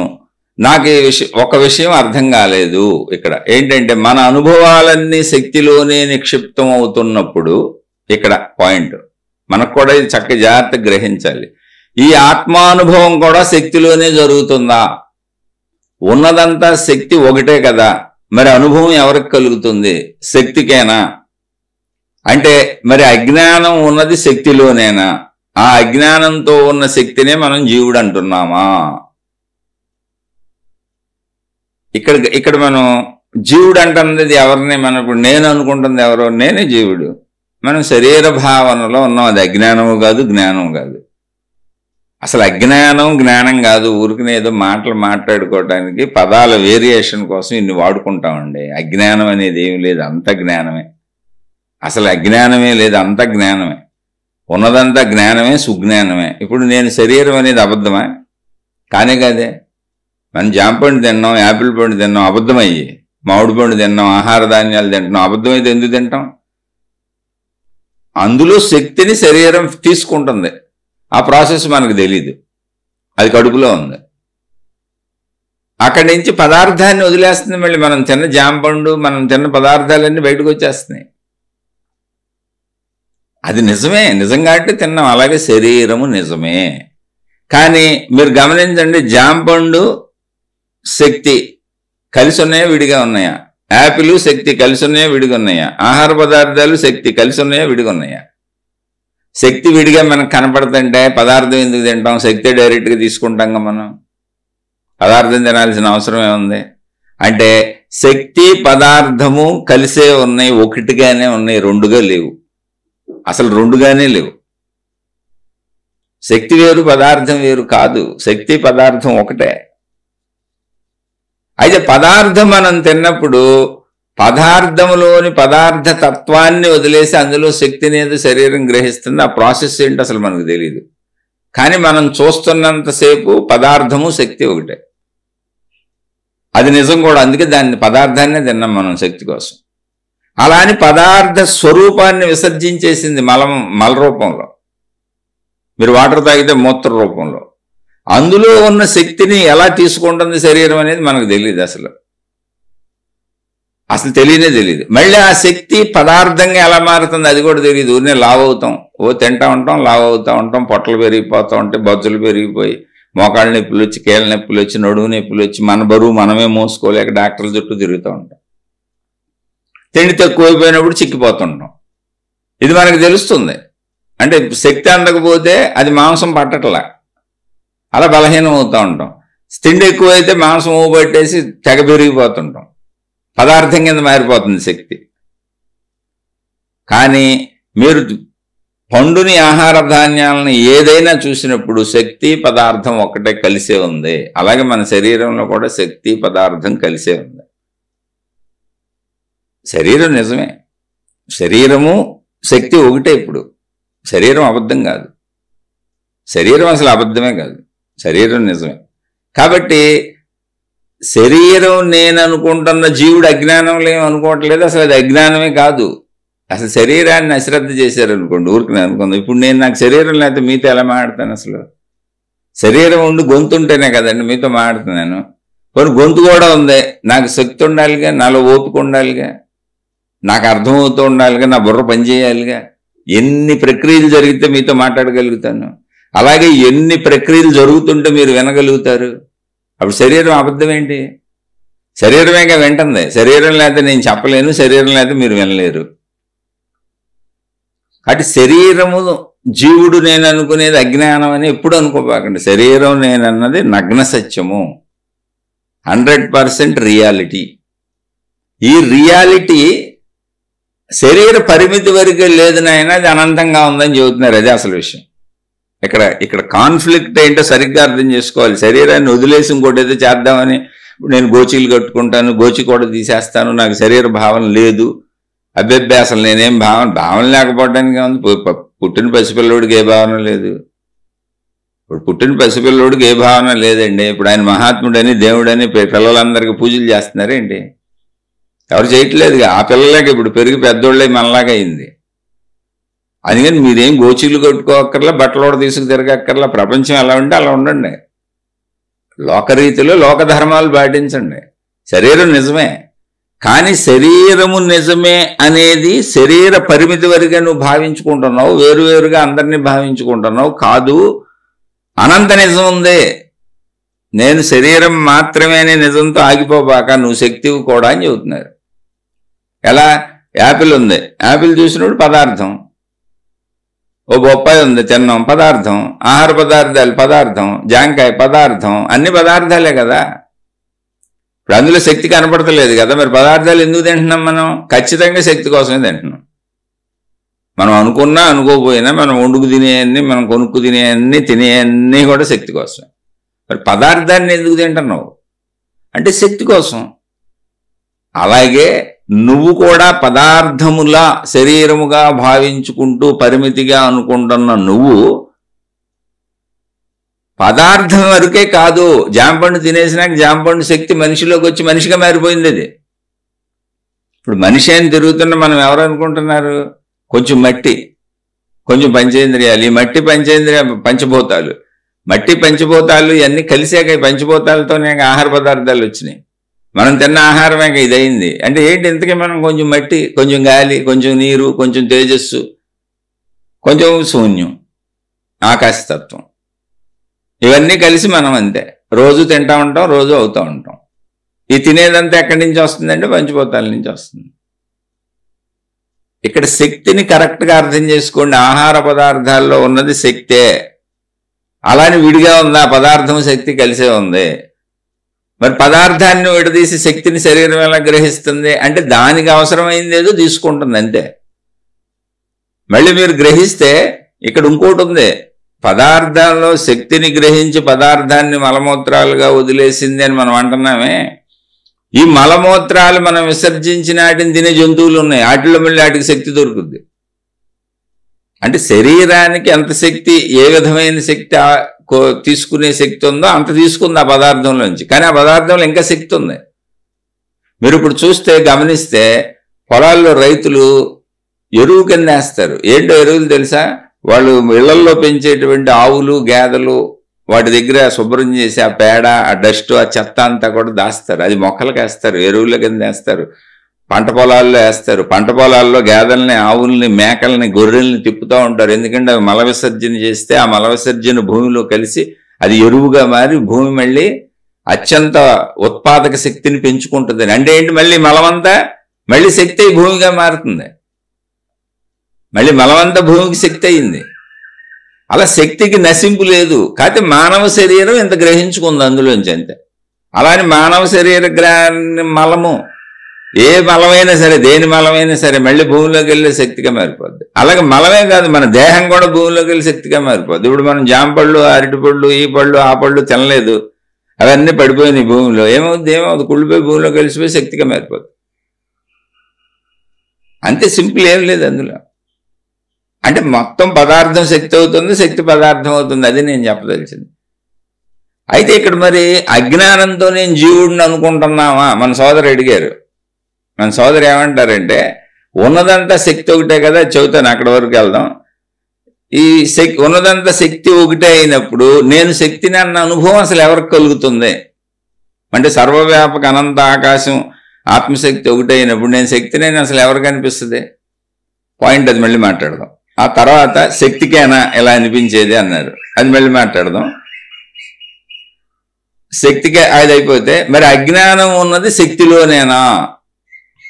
ఆ అజ్ఞానంతో ఉన్న శక్తినే మనం జీవుడు అంటున్నామా? అజ్ఞానం శక్తిలో లేదు. జాగ్రత్తగా తెలుసుకోవాలి. ఇక్కడ అజ్ఞానం శక్తిలో లేదు. నేను నా శరీరాన్ని నేను అనుకుంటున్నా, నాకు శక్తి తెలియదు. నాకు జాంపండు చూస్తే జాంపండులో పదార్థం తెలుసు, జాంపండు తెలుసు, అందులో శక్తి తెలియదు. నేను దేన్ని చూసినా, మనిషిని చూసినా, వస్తువుని చూసినా, పదార్థాన్ని చూసినా నాకు ఆ పదార్థ రూపాలు తెలుసు తప్ప దాంట్లో శక్తి నాకు కనపడదో తెలియదు. అలాగే నన్ను నేను చూసుకున్నప్పుడు కూడా నాకు ఈ శరీరం నేను అనుకుంటున్నా, శక్తి తెలియదు, కనపడదు. ఎందుకని? ఇప్పుడు సర్వవ్యాపక ఆకాశం ఉంది, అదే శక్తి. ఇంకేం డౌట్ అక్కర్లే మీకు. ఆత్మజ్ఞాన గ్రంథాలన్నీ ఆ విషయం చెబుతున్నాయి. ఆకాశమే సర్వవ్యాపక శక్తి. ఇప్పుడు అక్కడ ఏమన్నా కనపడుతుందా మనకి? దాన్ని ఆ డైరెక్ట్గా ఉన్న ఆకాశ సర్వవ్యాపక శక్తినే మనం గుర్తించలేనప్పుడు మనలో ఉన్న పదార్థంలో ఉన్న శక్తిని ఎలా గుర్తించగలుగుతాం? ఎందుకు గుర్తించలేకపోతున్నాం అంటే మనకి గుర్తించడానికి ఉన్నటువంటివి ఏంటి అసలు? ముందు పాయింట్ అది. మనకు గుర్తించడానికి ఉన్నవి ఏంటి? కన్ను, ముక్కు, చెవి, నాలుక, చర్మము, స్పర్శ, శబ్ద, స్పర్శ, రూప, రస అంటే రుచి, గంధ అంటే వాసన. ఈ 5 రకాలుగానే గుర్తించగలం మనం. ఈ 5 రకాలుగా ఉన్నవే మనకు ఉన్నట్టు, మిగిలినవి లేనట్టు. ఇప్పుడు బ్యాక్టీరియా, వైరస్, క్రిములు బోర్డు ఉన్నాయి, మనకు లేనట్టు, అవి మనకేం కనపడవు. అలాగే మనం భూమి అనే గోళం మీద ఉన్నాం. ఇలాంటి భూమి లాంటి గోళాలు భూమి కంటే పెద్దవి, భూమి కంటే చిన్నవి, కోటాను కోట్ల ఆకాశంలో ఉన్నాయి. అసలు మన కంటికి కనపడే సావు. అంటే అతి పెద్దాటిని చూడలేం, అతి చిన్నాటిని చూడలేం. మనిషిగా మనకు ఒక పరిధి ఉంది, ఆ పరిధి వరకే మన అనుభవాలు, మనం గ్రహించగలిగిన సామర్థ్యం, అంతవరకే మన సృష్టి నిజం. మిగిలిన సృష్టి మనకు తెలియదు అసలు. మిగిలిన విశ్వం మనకు తెలియదు, మిగిలిన నిజం మనకు తెలియదు. అంటే మన నిజం పరిమితము అనే విషయం మీకు అర్థం అవడం కోసం ఇది మాట్లాడుతున్నాను. ఒక పరిమిత నిజంలో ఉన్నాం మనం. అందుకని మనకు తెలిసేది ఏంటి? శబ్దస్పర్శ రూప రసగంధముల ద్వారా తెలుసు కనుక మనకి మన శరీరాన్ని అనుభవం పొందగలుగుతున్నాం, మన చుట్టూ ఉన్న శరీరాన్ని అనుభవం పొందగలుగుతున్నాం. కానీ మన చుట్టూ ఉన్న సర్వవ్యాపక ఆకాశ శక్తిని, మన చుట్టూ ఉన్న ఖాళీని, మన పైన మన కింద ఎటుబడితే అటు ఉన్న ఖాళీని మనం గుర్తించక ఏమీ లేదనుకొని ఆ ఖాళీలోనే తిరుగుతున్నాం. నీళ్ళల్లో చేప తిరిగినట్టు చాలాసార్లు ఉదాహరణ చెబుతూ ఉంటా. నీళ్లల్లో చేప ఎలా తిరుగుతుందో జీవులందరం సర్వవ్యాపక ఆకాశ శక్తిలో అలా తిరుగుతున్నాం. నీళ్లల్లో చేప నాకు ఇవి నీళ్ళని, నీళ్లు ఘన పదార్థాలని, నీళ్లు ఘనంగా ఉంటాయని, నేను నీళ్ళల్లో ఎలా వెళ్తాను, అది ఘనం కదా, నాకు అడ్డుపడుతుంది అనే భావన ఉంటే నీళ్ళల్లో తిరగదు కదా. అసలు నీళ్లు ఉన్నట్టు తెలియదు, దాని లోకమే అది నీళ్లు అనుకోవట్లేదు. అసలు మనం ఖాళీ అని ఎలా అనుకుంటున్నామో అది నీళ్లను ఖాళీ అనుకుంటుంది. మనం ఇప్పుడు మన చుట్టూ ఉన్న ఖాళీని ఖాళీ అనుకొని ఎలా తిరుగుతున్నామో, చేప నీళ్లను ఖాళీ అనుకొని అలా తిరుగుతుంది. అందుకే చేపలన్నీ నీళ్లలో అలా తిరుగుతున్నాయి. చేపల నీళ్లలోంచి బయటకు తీస్తే చచ్చిపోతుంది. ఎందుకంటే దాని లోకం అది, దాని శరీర నిర్మాణం అది, దాని లోకం అది, మన లోకం ఇది. మనం ఇంతే. మనం చేప ఎలా నీళ్ళల్లో నీళ్లు ఖాళీ అని తిరుగుతుందో మనం ఇక్కడ అలా ఇదంతా ఖాళీ అనుకొని తిరుగుతున్నాం. కానీ ఇది ఖాళీ కాదు. చేపకు నీళ్లు ఎలా ఉన్నాయో ఇదంతా ఒక శక్తి సముద్రం, అనంత. అంటే సముద్రం అనే పేరు కూడా ఊరికి కింద పెట్టారు కాబట్టి మనుషులు వాడుతున్నారు కాబట్టి వాడని. అనంత శక్తి ప్రవాహం ఇది. అయితే ఈ ప్రవాహం అంటే అది ఎక్కడ కదులుతుంది అంటే అది కదలటానికి ప్లేస్ ఏం లేదు, ఉన్నదంతా అదే. మొత్తం ఉన్నది అదే, ఆ ఖాళీనే, ఆ ఆకాశమే, ఆ శూన్యమే, ఆ నిశ్శబ్దమే, ఆ మౌనమే, ఆ నిశ్చలతే, ఆ ప్రశాంతతే. అది కదలటానికి రెండో ప్లేస్ లేదు. మరి దానికి 5 లక్షణాలు ఉన్నాయి. కదులుతుందని చెప్పారు. వాయువు అవుతుంది, ఆకాశంలో వాయువు కదులుతుంది, తేజస్సు కదులుతుంది, ద్రవం ఉంది, ఘనత్వం వచ్చింది అన్నారు. దాని లోపల వచ్చిందండి. అది కదలటల్లా, అది బయటకు వెళ్ళి కదలలేదు శక్తిగా. దాని లోపల తాను కదులుతుంది చైతన్యం కనుక. అంటే ఇప్పుడు మనం ఏ పని చేయకుండా కళ్ళు మూసుకు కూర్చున్నాం, కూర్చోండి, లోపల ఆలోచనలు కదలటల్లా. శరీరం కదపట్ల, ఆలోచనలు కదులుతున్నాయిగా. ఆలోచనలు ఎవరికి కదులుతున్నాయి? నాకే కదులుతున్నాయి. ఎక్కడ కదులుతున్నాయి? నాలోనే కదులుతున్నాయి. ఎందుకు కదులుతున్నాయి? ఏమో కదులుతూ ఉంటాయి. ఆపగలవా? ఆపలేను. ఆలోచనలు ఆపలేను. మరి ఆలోచనలు ఎందుకు ఆపలేవు? శక్తి కనుక. చనిపోయిన వాళ్ళు కదులుతాయా? కదలవు. చనిపోయినోడు నేనంటాడు, అనడు. ఎందుకని? శక్తి లేదు కనుక. అంటే శక్తి యొక్క లక్షణం కదలటం. కాబట్టి నువ్వు ఆలోచనలు ఎప్పటికీ ఆపలేవు. నువ్వు అసలు ఆలోచనలు ఆపడం కూడా కుదరదు. అందుకని మనసు ఆపుదామని ప్రయత్నించకండి, మనసులో చెడును ఆపుదామని ప్రయత్నించండి. ఆలోచన లేకపోతే అసలు మీరు ఇంకోటి అర్థం చేసుకోండి, ఆలోచన లేకపోతే ఇదేని ఎలా అర్థం చేసుకుంటారు మీరు? ఇప్పుడు నేను నా ఆలోచనలోంచాక చెబుతున్నాను, మీరు మీ ఆలోచనలోకేగా విని అర్థం చేసుకుంటున్నారు. ఇవన్నీ ఆలోచనలేగా, అదంతా మనసే అవుద్దిగా. మరి ఇప్పుడు మనసును నిర్మూలించేస్తే అసలు ఇది కూడా ఉండదుగా. ఈ ఆత్మజ్ఞానం కూడా తెలుసుకోగా, శక్తి జ్ఞానం కూడా తెలుసుకోగా. శక్తిని భావించుకునేది కూడా మనసేగా, శక్తిని అర్థం చేసుకునేది కూడా మనసేగా. కాబట్టి విషయాన్ని కరెక్ట్గా తీసుకోండి, చెడును వదిలేయాలి. మనసు అంటే ఏంటంటే మనసులో ఉన్న చెడు, దుఃఖం, బాధ, ఎక్కడెక్కడ మనకు దుఃఖం కలుగుతుంది, ఎక్కడెక్కడ బాధ కలుగుతుంది, అది కదా నొప్పి మనకి ఇచ్చేది. ఇప్పుడు మనకు నొప్పి ఉన్న దాని గురించి ఎందుకు? ఇప్పుడు సుఖాలు ఉన్నాయి, శరీరం మీద వెంట్రుకలు లాంటివి, మనకి ఏ దుఃఖం ఇవ్వవు. హాయిగా జీవితం వెళ్ళిపోతుంది, ఏముంది అందులో? వెళ్ళనే ఉండే, వెళ్ళేది అన్నట్టు వెళ్ళనే ఉండే. దుఃఖం వచ్చింది, ఎందుకు వచ్చిందో గమనిస్తే అప్పుడు చెప్పారు, నీ మనసులో కోరికనైనా, నువ్వు భావించుకున్న భావనైనా దుఃఖపడటానికి అక్కడ ఏం లేదు, దాన్ని అర్థం చేసుకో, అదే జ్ఞానం అన్నారు. అనంత విశ్వసృష్టిని చూడకుండా నీ వరకు నువ్వు ఆలోచించుకున్నప్పుడు నీకు దుఃఖం వస్తుందని చెప్పారు, అంతే. కాబట్టి ఇప్పుడు నేను జీవుడు అనుకునేది, అంటే ఈ శరీరమే నేను అని అనుకునేది తప్పు కాదు, అజ్ఞానం కాదు, జ్ఞానమే అది. కానీ పరిమిత జ్ఞానం. అసత్యం కాదు అది, సత్యమే అది, కానీ పరిమిత సత్యం. పరిమిత అంటే ఎంతవరకు అంటే ఈ శరీరం అనే పదార్థం నశించిపోయే వరకు, అంతమైపోయే వరకు. ఇప్పుడు జాంపండు ఎంతవరకు ఉన్నది సత్యం అంటే మనం తినేసే వరకు. యాపిల్ ఎంతవరకు సత్యం అంటే మనం తినేసే వరకు. మనం వండుకున్న ఆహార పదార్థాలు ఎంతవరకు సత్యం అంటే మనం తినేసే వరకు. తినేసినాక చచ్చిపోయినట్టే. కానీ మన భాషలో అయితే చచ్చిపోయినట్టే. మనిషి చచ్చిపోయాడు అన్న భాషలో అయితే ఆహార పదార్థాలన్నీ చచ్చిపోయినట్టే. రోజు చంపేస్తానే ఉన్నాం, మనం తినేస్తానే ఉన్నాం. కానీ చచ్చిపోయినాయా? చావలా, మనిషిగా మారినాయి. ఆహార పదార్థాలన్నీ నేనైనాయి, నాలో శక్తిగా వచ్చి నేనైపోతున్నాయి. నాలో ఉందన్నే ఆహార పదార్థాలే నేనవుతున్నాయి, మనిషిగా మారుతున్నాయి. మిగిలిందంతా మళ్ళీ పంచభూతాల్లో కలుస్తుంది, అది కూడా ఏం వేస్ట్ అవట్లా. ఎక్కడ అసలు వేస్ట్ అనేది లేదు ఇందులో. మనం విషయపరంగా మనిషికి వేస్ట్ అన్నాం. అసలు మనిషే కాదు, జంతువులు వదిన మలమూత్రాలు కూడా అన్ని భూమికి మళ్ళీ ఎరువైపోతున్నాయి, బలమైపోతున్నాయి, శక్తి అయిపోతుంది. అసలు ఇందులో వేస్ట్ అయ్యేది ఏమి లేదు. శక్తి పదార్థం అవుతుంది, పదార్థం శక్తి అవుతుంది, అంతే. ఇక్కడ వృధా అనేది ఏది లేదు. కానీ పరిమితంగా నేను శరీరం అనుకున్నప్పుడు పరిమిత భావన, పరిమిత సత్యం, పరిమిత జ్ఞానం. దాన్ని అజ్ఞానం అనక్కర్లా, దాన్ని అసత్యం అనక్కర్లా, దాన్ని భ్రమ అనక్కర్లా, దాన్ని మిథ్య అనక్కర్లా. ఈ పేర్లు పెడతాం వల్ల అది కన్ఫ్యూజ్ అయింది. ఓహో ఇది కాదు కావాలని ఇప్పుడు కొంతమంది నేను గోచీలు పెట్టుకుంటాను, మొత్తం బట్టలు కూడా తీసి తిరుగుతాను, లేకపోతే అసలు నాకు బట్టలతోనే పని లేదు, నాకు అసలు కామ కోరికలే కలగవు. ఇప్పుడు అనేక మతాలే ఉన్నాయి. అసలు వాళ్ళ గురువులు బట్టలు లేకుండా తిరుగుతూ ఉంటారు. నేను ఎవరిని విమర్శించట్లా. అలా అంటే నేను అత్యంత అద్భుతంగా అభిమానించే రమణ భగవానులు గోచి పెట్టుకున్నారు, అసలు ఆయన బట్టలు కూడా తీసేశారు. అక్కడ విషయం అది కాదు. అసలు దేహభావన వదిలేస్తున్నాను అనేటువంటి ప్రక్రియ అసలు చెయ్యక్కర్లా. దేహము పరిమితము, దానికి ఎంత విలువ ఇవ్వాలో అంత విలువ, అంతే. వదిలేయటం ఉండదు, అదే వదిలేస్తుంది మనని. మనం పట్టుకున్నది ఉండదు, మరణిస్తుంది. మనం పట్టుకున్నా దేహం ఉండదు, మరణిస్తుంది. మనం ఎంత పట్టుకున్నా దాన్ని ఆపలేం. అలాని నేను పట్టుకోనని నువ్వు అన్న జీవన్ముక్తులైన మహాత్ములు కూడా బట్టలు తీసేశారు, గోచీలు తీసేశారు, దిగంబరంగా తిరిగారేమో కానీ అన్నం మానేశారా, నిద్ర మానేశారా, కాలకృత్యాలు మలమూత్ర విసర్జనలు మానేశారా, స్నానం చేయటం మానేశారా, పళ్ళు తోముకోవడం మానేశారా, ఏం మానేశారు చెప్పండి. ఇప్పుడు ఇన్ని చేసినాక బట్టలు కట్టుకుంటే ఏమొచ్చింది? ఇప్పుడు ఇన్ని చేసినాక బట్టలు కట్టుకుంటే ఏమొచ్చింది? ఇందులో పెద్ద విశేషమే ఉంది. అలానే నేను ఎవరినే విమర్శించట్లా, మీకు అర్థం అవడానికి చెబుతాను. నాకేం పని, నేను ఆ మహాత్ముల పాద ధూళికి సరిపోను. జ్ఞాన విశ్లేషణ అనేది వచ్చినప్పుడు దాన్ని సంపూర్ణంగా విశ్లేషిస్తున్నా, అంతే తప్ప అది విమర్శ అస్సలు కానీ కాదు. ఇక ఎవరన్నా మూర్ఖులు విమర్శగా తీసుకుంటే మీకు అర్థం కాకపోతే నన్ను క్షమించండి దయచేసి, మీ పాదాలకు నమస్కారం. మూర్ఖులని కూడా మిమ్మల్ని అనకూడదు, తప్పు నేనే మూర్ఖుడిని. ఎందుకంటే ఎవరికి అర్థమైనట్టు వాళ్ళు మాట్లాడతారో, ఒకవేళ నాకు తప్పు అనిపిస్తే దయచేసి క్షమించేయండి. విశ్లేషణలో వివరణాత్మకంగా సంపూర్ణంగా చెప్పదలిచాను కాబట్టి చెబుతున్నా.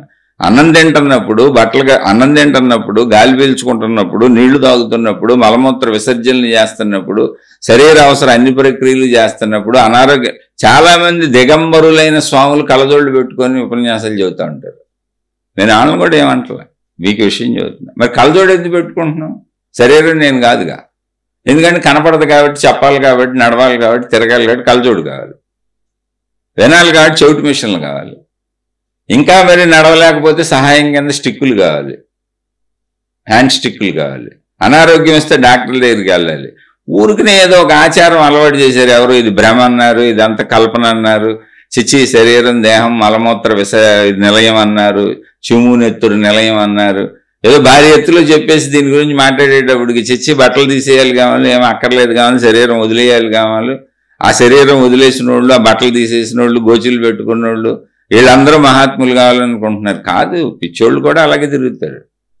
చిన్నప్పుడు పసిబిడ్డలు ఎవరు బట్టలు వేసుకోవాలి, అసలు బట్టలే వేసుకోలే. నాకు బాగా గుర్తుంది, మా అబ్బాయికి 3-4 ఏళ్ళు 5 ఏళ్ళు వచ్చినా కూడా బట్టలు వేస్తే తీసి పారేసి ప్రశాంతంగా కూర్చున్నాడు. మరి నేను ఏం చేశాను చిన్నప్పుడు నాకు తెలియదుగా, కానీ ఖచ్చితంగా బట్టలు వేసుకొని చిన్నప్పుడు. ఎవరు మహాత్ములు కాదు అంటే మహాత్ములు కించపరచాలని కాదు, ఆ మహాత్ముడు ఎలా అయ్యాడో అది నువ్వు అనంత ఆత్మశక్తివే. ఇక్కడ ఏ మనిషి అయినా, అసలు సృష్టిలో ఏదైనా అనంత ఆత్మశక్తి కాకపోతే మనిషికి మాత్రమే దాన్ని పొందే అవకాశం ఉంది. తనను తాను పరిశీలించుకునేంత జ్ఞానము శక్తి మనిషికి ఉంది. అందుకని నేను శరీరము అనుకుంటున్నది భ్రమ అనుకోబాకండే ముందు చెప్పేది అది. అందుకని అన్నం తింటున్నప్పుడు, నీళ్లు తాగుతున్నప్పుడు, మిగిలిన పనులన్నీ చేస్తున్నప్పుడు, కళ్ళజోళ్ళు పెట్టుకున్నప్పుడు సైట్ తేడా వచ్చిందని డాక్టర్ల దగ్గరికి వెళ్ళి వైద్యాలు చేయించుకుంటున్నప్పుడు బట్టలు కట్టుకోవడానికి ప్రాబ్లం ఏముంది? ఇప్పుడు బట్టలు వదిలేసి ఏదో గోచీలు పెట్టుకొని బట్టలు తీసేస్తే పెద్ద విశేషమా? అలాని మళ్ళీ చెబుతున్నా, అసలు గోచీ పెట్టుకునే రమణ మహర్షిని ఆరాధ్య దేవుడు, నేను ఎవరిని కించపరచట్లేదు. ఆయనే కాదు చాలా మంది ఉన్నారు. ఊరినే నేను ఆ రమణ మహర్షి గురించి మీకు చెబుతూ ఉంటాను అప్పుడప్పుడు. ఎందుకంటే ఆయన పేరు ఎక్కువ ఎందుకు చెబుతాను, మిగిలిన వాళ్ళు నాకు తెలియదంటే బోల్డు మంది తెలుసు.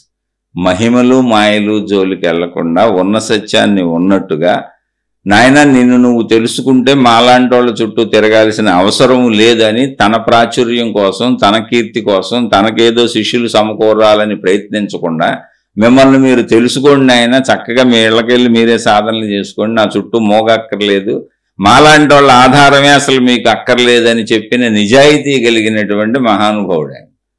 కాంట్రవర్సీ ఎక్కడ ఉండదు ఆయన దగ్గర. ఆయన జస్ట్ ఆత్మజ్ఞానమే చెప్పారు, ఇంకేం చెప్పాలి. అందుకని ఆయన పేరు చెబుతుంది.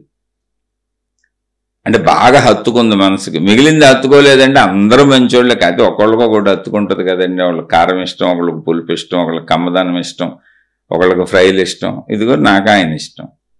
అంటే ఆయన చెప్పిన జ్ఞానం, ఆయన జ్ఞానం అంతే. నేను మళ్ళీ ఏది పట్టుకు వెళ్ళను, మీకు చెబుతుంది అదే ఆత్మజ్ఞానం. అది ఇష్టమైంది కాదు, దాన్ని మాట్లాడుతున్నా. ఆయన చెప్పింది నాకు బాగా నచ్చింది, ఆ మార్గంలోకి వచ్చాను నేను. జీవుడు తప్పు కాదు, అజ్ఞానం కాదు. ఫస్ట్ సోదరు అడిగిన ప్రశ్నలోకి వచ్చేసాం మళ్ళీ. అజ్ఞానం, నేను ఈ జీవుడిని అనుకోవడం అజ్ఞానం కాదు, శరీరము పరిమిత జ్ఞానము. అంటే కొంతకాలం ఉంటుంది పదార్థంలాగా. జాంపండు మనం తినేసేదాకా ఉంది, తిన్నాక శక్తి అయిపోయింది.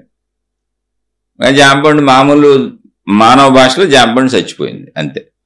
ఇక్కడ మనిషి కూడా అంతే, పరిమితము, శరీరం శిథిలమైపోద్ది. అంటే ఎలా ఏర్పడిందో ఒక కణం, అంటే తండ్రిలోని శక్తి కణమైంది కదా, ఆ కణం తల్లి గర్భంలోకి వెళ్ళింది కదా, తల్లి గర్భంలో తల్లి శక్తిని తీసుకొని కణాలను పెంచుకుంటూ శరీరం తయారైంది కదా. ఎలా తయారై బయటకు వచ్చి మళ్ళీ ఇక్కడ ఆహార పదార్థాలు తింటూ పెరిగింది కదా. అలా ఎలా పెరిగిందో అలాగే అది విఘటనం చెందుతూ వెళ్ళిపోద్ది. అదే వృద్ధాప్యం. మొత్తం పెరిగే అవకాశం ఇవ్వాల. అప్పుడైతే అది ఎప్పటికీ ఎవర్ గ్రీన్గా అమరజీవిలో ఉండేవాడు మనిషి. అలా ఇవ్వాల సృష్టి. ఎందుకనంటే మళ్ళీ పదార్థానికి శక్తి అయ్యే గుణం ఉంది. అదే ప్రాబ్లం ఇక్కడ. శక్తి పదార్థం అవుతుంది, పదార్థం శక్తి అవుతుంది, ఏదైనా అంతే. అందుకని పదార్థంగా ఇది సంపూర్ణత్వాన్ని పొందేసిందంటే మనిషి సంపూర్ణత్వం పొందడం అంటే ఏంటి అంటే పూర్ణ యవనంలోకి వచ్చేసి వివాహాలు చేసుకొని తాను కూడా ఆ పిల్లల్ని కనేసి ఆ పిల్లల్ని పెంచి పెళ్లి చేసి పెద్ద చేస్తే అంతకంటే మనిషి చేయడానికి ఏమి లేదు ఇక్కడ. మానవ జన్మలో లేదేమి చేయటానికి. అందుకని పరిపూర్ణత్వం వచ్చేసింది. అందుకని వృద్ధాప్యానికి తీసుకుపోయింది. ఇంక మళ్ళీ అంటే ఇంక చాలా అయిపోయింది. నీకు ఇచ్చిన సృష్టి ఇంతే. పదార్థంగా శక్తి మారేది ఇంతే. మానవ శరీరంలో ఇంతే పదార్థం ఇది. అది మళ్ళీ వెంటనే శక్తిగా మారిపోద్ది. అందుకని అక్కడి నుంచి క్షీణించుకుంటూ వచ్చి శిథిలం అయిపోద్ది. దాన్ని మరణం అన్నాం మనం. మరణం అన్నప్పుడు ఏం జరిగింది? శిథిలమైనప్పుడు ఇప్పుడు యాపిల్ పండు తిన్నప్పుడు మనం ఏం జరిగింది? యాపిల్లో శక్తి మన శరీరంలోకి వచ్చేసింది. యాపిల్లో పదార్థతత్వం మల రూపంలో విసర్జించబడింది. అలాగే శిథిలత్వంలో శరీరములోని శక్తి విడిపోయింది.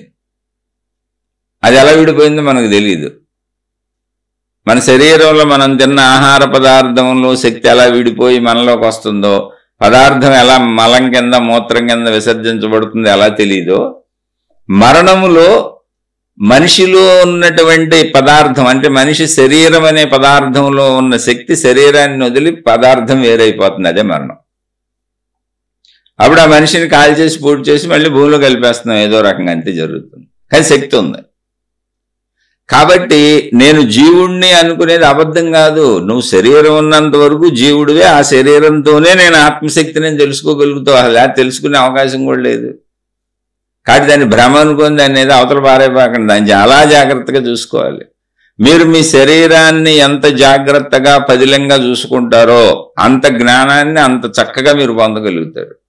మళ్ళీ జాగ్రత్తగా చూసుకోవడం అంటే దీన్ని వ్యసనాలకు బానిసం చేసి పాడు చేయడం కాదు. వ్యసనాలకు బానిసం చేయకూడదు. తాగుడు, తిరుగుడు, వ్యభిచారాలు ఇవన్నీ చేయకూడదు. తగుమాత్రంగా ఇంద్రియాలకు సృష్టి ఏమి ఇచ్చిందో వాటిని ధర్మంగా అనుభవించాలి. ధర్మంగా అనుభవిస్తే అది తగుమాత్రం అవుతుంది. అంతే. ధర్మమే తగుమాత్రం. అందుకని ధర్మం అని చెప్పారు. ఎంతండి అని అడగండి. ఒకళ్ళు ఎక్కువ తింటారు. శారీరక శ్రమ చేసేవాళ్ళు ఎక్కువ తింటారు. శారీరక శ్రమ లేని వాళ్ళు తక్కువ తింటారు. కాబట్టి ఎంతని ప్రశ్న ఏ విషయంలో, పంచేంద్రియాలు ఏ విషయంలోనూ అడగండి. ఒకళ్ళకి అసలు వాగే ఉద్యోగమే ఉండొచ్చు. ఇప్పుడు మీకు ఈ శీర్షికలు చెప్పాలి. 2 శీర్షికలు చెబుతాను. వాగుతానే ఉంటాను రోజు.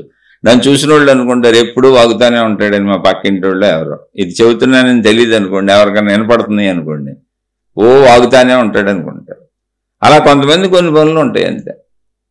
అందుకని ఏది ఎంత చేయాలని అడగొద్దు. ఏది ఎంత చేయాలో నీ జీవన విధానాన్ని బట్టి నువ్వే నిర్ణయించుకోవాలి. ఆ నిర్ణయం ఏంటి? ధర్మము, మంచిగా అన్నారు అంతే. ధర్మము మంచి అనేది తగుమాత్రం. అది దాటినప్పుడు నువ్వు తప్పుకెళ్ళిపోయావు, అంటే ఎక్స్ట్రాకి వెళ్ళిపోయావు. అప్పుడు అదంతా తిరిగి నీకు కర్మఫలంగా వచ్చి శరీరం ఇబ్బంది పడుద్ది. అంతే తప్ప శరీరం నిజం. శరీరం 100 ఏళ్ళ నిజమండి. దాని ఆయువు అది. దాని 100, 90, 80 మనం చనిపోయేవారు. అయితే మరి శక్తి ఉండిపోయింది. ఎలా ఉంది శక్తి? నువ్వు తిన్న ఆహార పదార్థములు చనిపోగా శక్తి నువ్వుగా మారిపోయింది. శక్తి నువ్వైపోయింది. అలాగే మన శరీరం వదిలేసినప్పుడు, అంటే మధ్యలో స్టోరీ తీసేస్తున్నా, తర్వాత చూద్దాం. మనం శరీరం ఇప్పుడు శిథిలమైపోయింది, వదిలేసినప్పుడు శక్తి ఏమైంది? బయట ఉన్న శక్తిలో కలిసిపోయింది. అనంత సర్వవ్యాపక ఆత్మశక్తిలో కలిసిపోయింది. అంతే. శక్తిలో కలిసిపోయింది. పదార్థంలో భూమిలో కలిసిపోయింది. ఎలా అయితే మనం తీసుకున్న ఆహార పదార్థాల్లో శక్తి మనలో కలిసిపోయి శక్తి అయిపోయి శరీరంగా మార్పు చెందిపోతుంది, మనం వదిలేసినటువంటిది మలమూత్ర రూపంలో వదిలేయబడుతుంది. సేమ్ అంతే. ఇక్కడ మన శరీరం అయింది, అక్కడ సర్వవ్యాపక ఆకాశ శక్తిలో కలిసిపోయింది. శక్తిలో కలిసిపోయింది. అదే అనంత ఆత్మశక్తి అనుభవం. మరి అందరూ చనిపోయిన వాళ్ళు అలాగే కలిసిపోతారా అంటే, ఇప్పుడు శక్తిలో కలిసిపోయినప్పుడు అసలు ఈ అనుభవం కలిగేది ఎవరికి? శక్తికేనా అని అడిగారు ఆవిడ. శక్తికి అసలు అనుభవమే ఉండదు.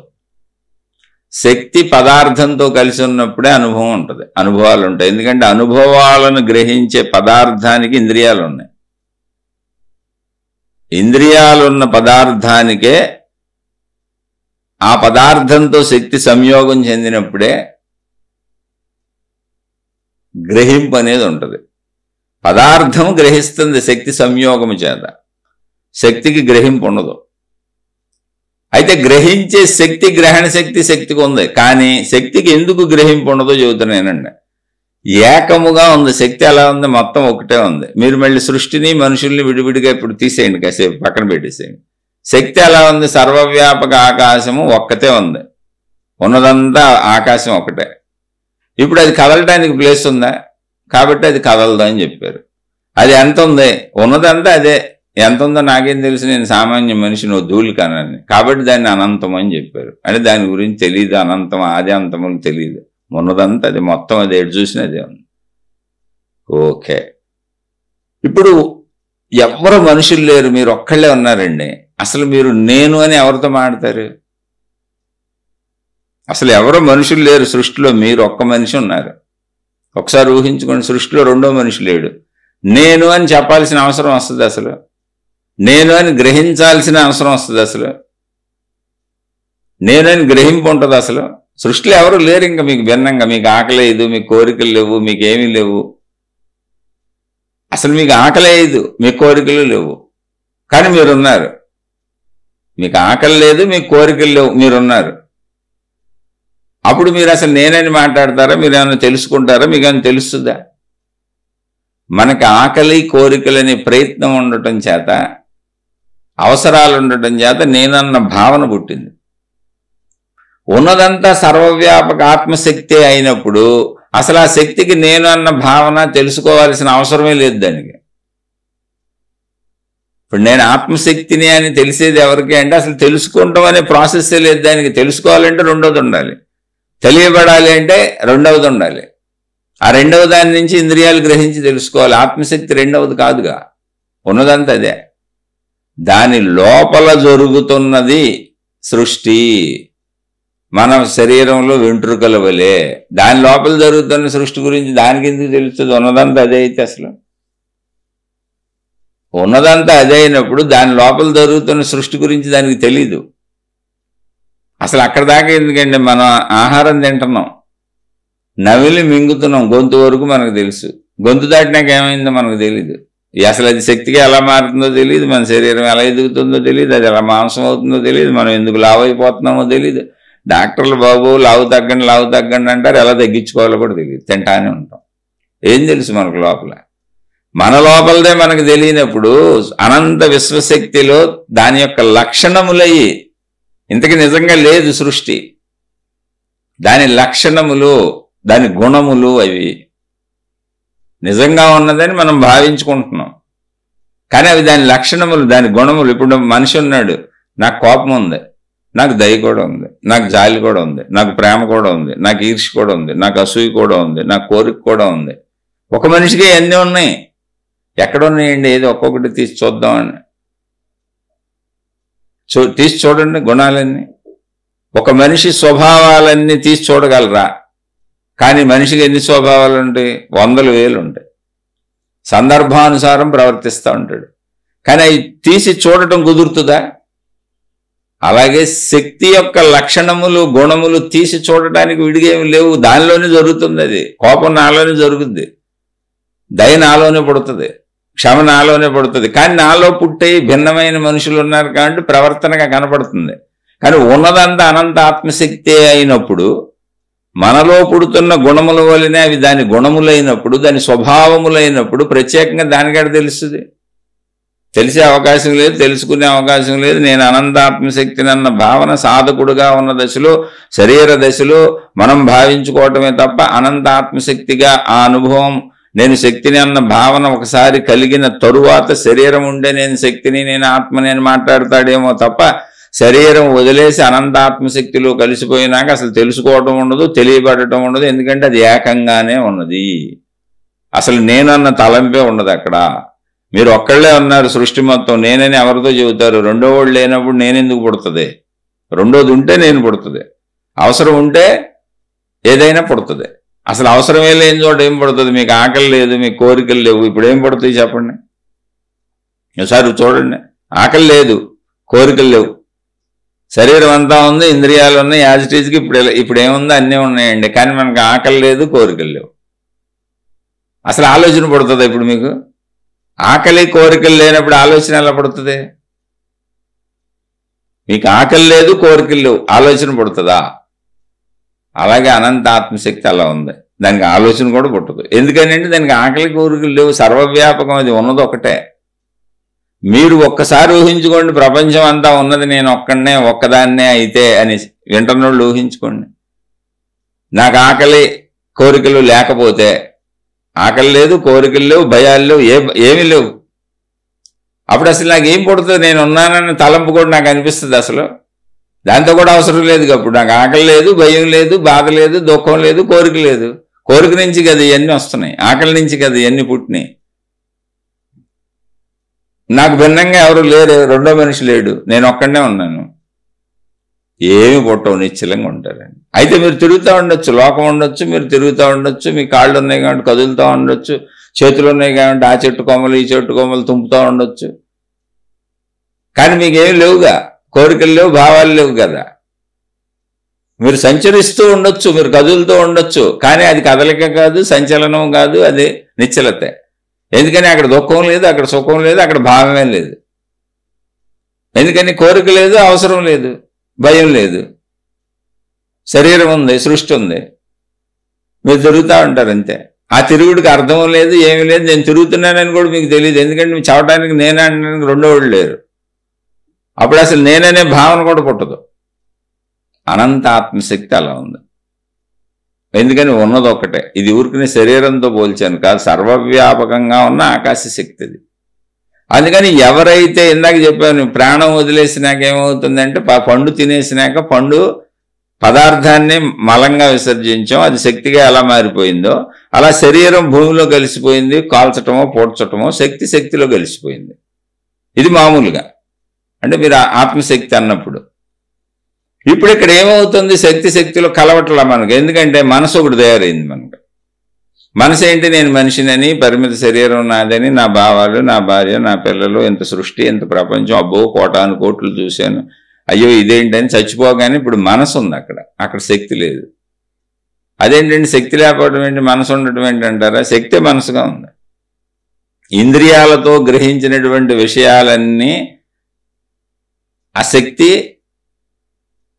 తనలో ప్రింట్ చేసుకుంది, ఉంచుకుంది. బిడ్డ పుట్టినప్పుడు చెప్పాక బిడ్డకి ప్రాణశక్తి ఉంది, శరీరం ఉంది, మనసు లేదు.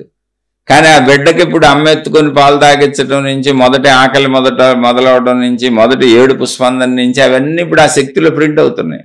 అంటే నేను అనేది అక్కడే ఏర్పడుతుంది, గుర్తుంచుకుంటుంది, ఆ జీవనం సాగదుగా. అంటే శక్తి శరీరంతో కలిసినప్పుడు గుర్తుంచుకున్న విషయాలు అవి. శక్తికి విడిగా గుర్తుంచుకునేది లేదు. పదార్థం ఉంటేనే శక్తి కదులుద్ది, గుర్తుంచుకోగలుగుతుంది. ఇప్పుడు ఏమైంది? శరీరం నశించిపోయినా గుర్తుంచుకున్న మనసు ఉండిపోయింది, దాన్నే మనసు అన్నాం, దాన్ని సూక్ష్మ శరీరం అంటారు. అందుకని ఆ మనసు ఉండటం చేత శక్తిలో కలవలేకపోయింది. ఎందుకని? దాంట్లో ఇప్పుడు గుర్తింపు ఉంది, మనసు ఉంది. నేను మనిషినని, నేను ఇంతకుముందు జీవించానని, ఇలా ఉన్నానని, అయ్యో నేను చచ్చిపోయాను, నా శరీరం పోయిందే, ఇప్పుడు నాకు శరీరం కావాలి, నాలో కోరికలు ఉన్నాయి, ఇవన్నీ నేను తీర్చుకోవాలి, మొత్తం పూర్తి అవ్వకుండా చచ్చిపోయానే, ఎట్టా నాకు ఇంకో శరీరం కావాలని మనసు తిరుగుతూ ప్రయత్నించుకుంటూ ఉంటుంది. ఆ ప్రయత్నానికి సృష్టి మళ్ళీ అవకాశం ఇచ్చింది, నువ్వు వెళ్ళి మళ్ళీ పుట్టొచ్చని. అది సృష్టి ఇచ్చింది, మనకు తెలియదు. ఇప్పుడు భార్యాభర్తలు కలుస్తారు, అసలు భార్యాభర్తలు శారీరక పరంగా కలిసినప్పుడు అసలు వాళ్ళకి తెలుసా? నా గర్భంలోకి ఇప్పుడు వీర్యకణం ప్రవేశించింది, నా భర్తదే, నాకు పిల్లలు పుడతారని తల్లికే తెలీదు. లేదో ఇతనికి తెలుసా? తండ్రికి. ఇప్పుడు నా శరీరంలోంచి ఒక వీర్యకణం వెళ్ళి మా ఆవిడ గర్భంలోకి వెళ్ళింది, మాకు పిల్లలు పుడతారని తెలీదు. తర్వాత ఏదో శారీరక మార్పులు వచ్చి ఎప్పుడో చూసుకొని టెస్టులు చేసుకొని ఓహో పిల్లలు పుడుతున్నారు అనుకుంటారు. అంటే వాళ్ళు శారీరక సంపర్కంలో ఉన్నప్పుడే వాళ్ళకి తెలియకుండా జరుగుతుంది. సృష్టి చేసిన అద్భుతం ఇదంతా. ఇది మనకేం తెలియదు ఆ ప్రాసెస్. అది తెలుసుకోవాలని కూడా అనుకోబాకండి. అందుకే అంటున్నా, సృష్టి మొత్తాన్ని తెలుసుకోవాలనుకోబాకండి.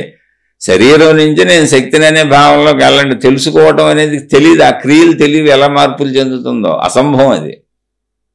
మన సొంత శరీరంలో తెలియట్లేదుగా, మన సొంత బిడ్డలను కనే విధానమే మనకు తెలియట్లేదుగా. ఏదో కోరిక కలుస్తున్నాం, ఆ కోరిక బలంగా పెట్టబడింది. అలా మనకు ఆకలి ఉంది, తింటున్నాం, ఆకలి బలంగా పెట్టబడింది, ఇలా చచ్చిపోతాం. అలాగే రుచి ఇంద్రియాలు అన్నీ పెట్టబడి చేస్తున్నాం అంతే. అందుకని ఇప్పుడు ఆ మనస్సు అనేది ఏదైతే ఉందో అది ఇంకో జన్మ తీసుకుంటుంది. అందుకని నువ్వు శరీరంలో ఉండగానే, ఇక్కడ జాగ్రత్తగా నువ్వు శరీరంలో ఉండగానే నేను ఈ మనసుని తయారు చేసుకుంటుంది నేనేగా. నేను తయారు చేసుకున్న మనసేగా నేను మనిషినని, నా కోరికలని, నా డబ్బుని, నా భార్య పిల్లలని, నా కుటుంబం అని, నా భర్త పిల్లలని, ఇదంతా నేనేగా తయారు చేసుకుంటున్న మనసు. ఇప్పుడు ఆ మనసుని శక్తి మనసుగా తయారు చేసుకో, అంతే, ఏం లేదు. శరీరంతో అన్ని చెయ్యి, అన్ని అనుభవించు, పెళ్లి చేసుకో, భార్య పిల్లలు, భర్త పిల్లలు అన్ని నామమాత్రంగా, ధర్మంగా, మంచిగా. తగుమాత్రంగా అంటే ఏంటో తెలుసా? మంచిగా, అంతే. అన్నీ అనుభవించుకో. అనుభవించుకుంటూ నేను శక్తిని అనే ఆత్మజ్ఞాన చదువుని కూడా కంటిన్యూ చదువుకుంటూ వెళ్ళిపో. ఇవన్నీ ఎలా చేస్తున్నావు, ధన సంపాదన ఎలా చేస్తున్నావు, కోరికలు ఎలా తీర్చుకుంటున్నావో, వీళ్ళందరితో ఎలా గడుపుతున్నావో, అలాగే నేను శక్తిని అనే ఆ ప్రాణశక్తి కూడా చదువుకు, ఆధ్యాత్మిక చదువు, ఆత్మజ్ఞానం చదువు, కంటిన్యూ చదువు వీడితో పాటు. అది కూడా ధన సంపాదన లాంటిది, జ్ఞాన సంపాదన. అప్పుడేమవుతుంది, శరీరం శిథిలమయ్యేటప్పటికి నీ మనసు శక్తి మనసుగా ఉంటుంది. అందులో భార్యా పిల్లలు అందరూ ఉంటారు, కుటుంబం ఉంటుంది, భార్యా పిల్లలు ఉంటారు, ధనం ఉంటుంది, సంపదలు ఉంటాయి, అన్నీ ఉంటాయి. కానీ నేను శక్తిని అన్న ఎరుక వీటన్నిటికంటే అధికంగా ఉంటుంది. అప్పుడు నువ్వు చనిపోయావనుకో, శరీరం వదిలేసావనుకో, నేను శక్తిని అన్న భావం ఉందిగా నీకు నీ మనసులో, అప్పుడు నీకు తిరిగి పుట్టాలి, ఈ కోరికలు కావాలని అనిపించదు. ఎందుకని ఆల్రెడీ నువ్వు చదువు ముందు నుంచి చదువుకు వెళ్తున్నావు, ధర్మంగా అనుభవిస్తున్నావు తప్ప ఈ వ్యసనాలుగా చేసుకోలే. అందుకే ధర్మంగా మంచిగా, ధర్మంగా మంచిగా అని. నువ్వేం బట్టలోడు తీసుకొని గోచిలు కట్టుకొని లేదా మొత్తం దిగంబరంగా తిరగాల్సిన అవసరమేం లేదు. నువ్వు అన్నం తింటున్నప్పుడు నువ్వు అన్నం తింటున్నావు, గాలి పీలుస్తున్నావు, నీరు తాగుతున్నావు, నిద్రపోతున్నావు, నిద్రపోవడానికి ఏర్పాట్లు చేసుకుంటున్నావు, ఇల్లు కట్టుకున్నావు. అందరూ ఈ మహాత్ములందరూ కూడా ఏదో చోట ఉన్నారుగా. అన్నీ ఏర్పాటు చేసుకొని ఓన్లీ నేను గోచి పెట్టుకుంటాను, బట్టలు లేవంటే అర్థమే ఉంది. అందులో మిగిలినన్ని చేస్తున్నాం, అవి వదలలేదుగా. అవి వదలలేనప్పుడు ఇంత గుడ్డ మొక్క కట్టుకోవడానికి వచ్చిన ప్రాబ్లం ఉంది. అసలు అది ప్రాబ్లము కాదు, పెద్ద విషయము కాదు. మామూలుగా చెబుతున్నా, అలానే ఎవరిష్టం వాళ్ళది అలానే ఉండొచ్చు, తప్పు కాదు. అసలు అటువంటి మహాత్ములందరి పాదాలపై నా శిరస్సు వంచి నమస్కరిస్తున్నా. జ్ఞాన విశ్లేషణగా చెబుతున్నా, మళ్ళీ చెబుతున్నా 100 సార్లు. కాబట్టి చక్కగా ఉండండి అంటున్నావు. నేను ఇదంతా ఎవరికి చెబుతున్నా అంటే కుటుంబ జీవితాల్లో చక్కగా ఉండండి అని చెబుతున్నా. పిచ్చి పిచ్చి ఆశలు చేసి బుర్రలు పాడు చేసుకోబాకండి ఎవరినో చూశాను. ఇది సత్యము. ఈ సత్యములో సత్యాన్ని తెలుసుకుంటే ఇల్లు. శరీరం సత్యమే, పరిమిత సత్యం. నేను చచ్చిపోతాను ఎప్పుడప్పుడుకి. అప్పటి వరకు ఇలా అంతా నిజమే. ఈ భార్య పిల్లలు, జీవితం, తినటం, తాగటం, తిరగటం, సంపాదించుకోవటం అంతా నిజమే. అవన్నీ చేయాల్సిందే. అవన్నీ చేసుకుంటూ దాంతో కంటిన్యూటీ నేను శక్తిని అన్నది కూడా నిజమే. ఆ చదువు కూడా చదువుకెళ్ళు. ఇది వదిలేసి చదువుతాను, అది వదిలేసి చదువుతాను కాదు. రెండు కలిపి చదువుకెళ్ళు. రెండు ఒకసారే ఉన్నాయి. శరీరము, పదార్థము, శక్తి కలిసే ఉంది. అలా కాదండి, ఇది వదిలేసి పూర్తిగా వెళ్తే తప్ప శక్తి రాదు, ఆత్మజ్ఞానాన్ని తెలుసుకోవాలి, మొత్తం సంసార జీవితాలు వేస్ట్, వదిలేయాలి, సన్యాసం తీసుకెళ్ళిపోవాలి. ఎట్టకానా పదార్థము శక్తి కలిసి ఉన్నాయి. అప్పుడు అన్నం కూడా మాని, నీళ్ళు కూడా మాని, ఊపిరి పీల్చడం కూడా మాని, పడుకోవటం మాని, మొత్తం శక్తిని అనుకో. మీరు శక్తి నేను అనుకుంటాను కానీ పడుకుంటాను, అన్నం తింటాను, మీరు ఎవరన్నా భిక్ష పెట్టండి, డబ్బులు ఇవ్వండి, మీ ఆశ్రమాలు కట్టుకుంటాను, అవి చేసుకుంటాను, ఇవి చేసుకుంటాను, మీరు అందరూ డబ్బులు ఇవ్వండి, నేను పని చేయను, నేను శక్తిని నేను అనుకుంటాను కానీ మొత్తం అనుభవిస్తూ ఉంటాను అంటే దానికి అర్థమే ఉంది. అలానే మళ్ళీ చెబుతున్న విశ్లేషణే. కుటుంబ జీవితాల్లోంచి పారిపోదాం అనుకున్న వాళ్ళ కోసం చెబుతున్నాను తప్ప మహాత్ముల కోసం అసలు చెప్పట్లేదు. మహాత్ములు ఎప్పుడు మహాత్ములే. నాబోటోళ్ళు ఎన్ని మాట్లాడినా ఏమైంది, వాళ్ళ పాద ధూళికి సరిపోయింది. నిజమైన మహాత్ములకి ఎప్పుడు నేను చెప్పేది నచ్చుద్దు కూడా. నిజం చెబుతున్నాడు అని అడ్డదిడ్డంగా వెళ్ళే వాళ్ళకి ఎలా ఉంటుందో నాకు తెలియదు. నేను విమర్శ చేయటంలో విశ్లేషణ మళ్ళీ చెబుతున్నా. అది కూడా ఇళ్లలోంచి పారిపోవద్దని చెబుతున్నా. కుటుంబ జీవితంలో ఉన్న వాళ్ళకి చెబుతున్నా. నేను ఎవరినో గురువులను విమర్శించడానికి, ఆ గురువులు శిష్యుల కోసం చెప్పట్లా నేను. అంటే కొంతమంది పాపం కామెంట్లు పెడతా ఉంటారు, అందుకని చెబుతున్నా. కాదు, సామాన్య ప్రజానీకానికి సంసార జీవితం ఉత్తమమైనది. మహాత్ములు కూడా చెప్పారు, అన్ని ఆశ్రమములలోకి గృహస్థాశ్రమము ఉత్తమమైంది అని చెప్పారు. గృహస్థే గొప్పోడని. అదంతే, అలా సాగుతూ దాంతోపాటు కలిపి చదువుకో. ఎందుకంటే పదార్థము శక్తి కలిసే ఉన్నాయి, శరీరము ప్రాణము కలిసే ఉంది. కాబట్టి నువ్వు ఇప్పుడు ప్రాణశక్తిని కూడా తెలుసుకుని ఆ ప్రాణ విద్యను, ప్రాణ విద్య అంటే ఎవరెవరో ప్రాణ విద్యలేని బోర్డులు పెట్టేది చెబుతున్నారు, అవి కాదండి. ఆధ్యాత్మిక చదువు, ఆత్మజ్ఞాన చదువు. మహిమలేమి లేవు, మాయలేమి లేవు. నీ శరీర పోషణకు అవసరమైందంతా చేసుకుంటూ, నేను ఇలా మనసు తయారు చేసుకుంటున్నాను, నా మనసు ఇలా తయారవుతుందని గమనించుకుంటే నీకే తెలుస్తుంది. ఓహో, ఈ మనసు జీవితానికి జీవించడానికి తప్ప వ్యసన మనసుగా చేసుకోకూడదు, దీన్ని జ్ఞాన మనసుగా శక్తి మనసుగా చేసుకోవాలని అనంత ఆత్మశక్తి జ్ఞానాన్ని కూడా దానికి అందిస్తూ ఉండు. అప్పుడు మరణ సమయం వచ్చేటప్పటికి చక్కగా మళ్ళీ నేను పుట్టాల్సిన అవసరమేమో చూశాను, జన్మంతా అనుభవించాను, భార్యా పిల్లలు భర్త పిల్లలు అన్నీ శరీరంతో సుఖభోగాలు అనుభవించాను, పిల్లల్ని కన్నాను, పెంచాను, పెద్ద చేశాను, ఎందుకంటే చేయడానికి ఏమీ లేదు కాబట్టి నాకు తిరిగి పుట్టాలన్న కాంక్ష అసలు పుట్టదు. వృద్ధాప్యం వచ్చేటప్పటికే అది నశించిపోద్ది నువ్వు ఆధ్యాత్మిక చదువుతూ వెళ్తే. ఇక మరణంలో నువ్వు నాకు తిరిగి పుట్టాలన్న కాంక్ష లేదు కాబట్టి శక్తిలో కలిసిపోద్ది, అంతే. శరీరం భూమిలో కలిసిపోద్ది. అది అనంత ఆత్మశక్తి విధానం. ఇప్పుడు మళ్ళీ ఒకసారి సోదరి ప్రశ్నను మొత్తం చదువుకొని అదంతా చెప్పుకున్నాం లేదో చూద్దాం. నేను ఈ దేహము, ఇంద్రియాలు, మనోబుద్ధులు మాత్రమే కాదు, నేను శక్తిని అనే ఒక శాశ్వత నిజాన్ని అనుభవపూర్వకంగా తెలుసుకోవటమే ఆత్మజ్ఞానం అని చెప్పుకున్నాము. ఓకే, ఎప్పుడు చెప్పుకునేది అదే. ఇక్కడ నాకు ఒక విషయం అర్థం కాలేదు. మన అనుభవాలన్నీ శక్తిలోనే నిక్షిప్తం అవుతున్నప్పుడు, అవును అవుతున్నాయి, అదే మనసు. మన అనుభవాలన్నీ శక్తిలో నిక్షిప్తమైన ప్రదేశమే మనస్సు అని పిలువబడుతున్నది. ఈ ఆత్మానుభవం కూడా శక్తిలోనే జరుగుతుందా? కాదు. ఆత్మానుభవం అనేది అనుభవం కాదు. నేను అనంత ఆత్మశక్తిని అన్న ఎరుకలలోకి వెళ్ళిపోతాం అంతే. శక్తికి ఏ అనుభవం ఉండదు, ఉన్నది ఒకటే.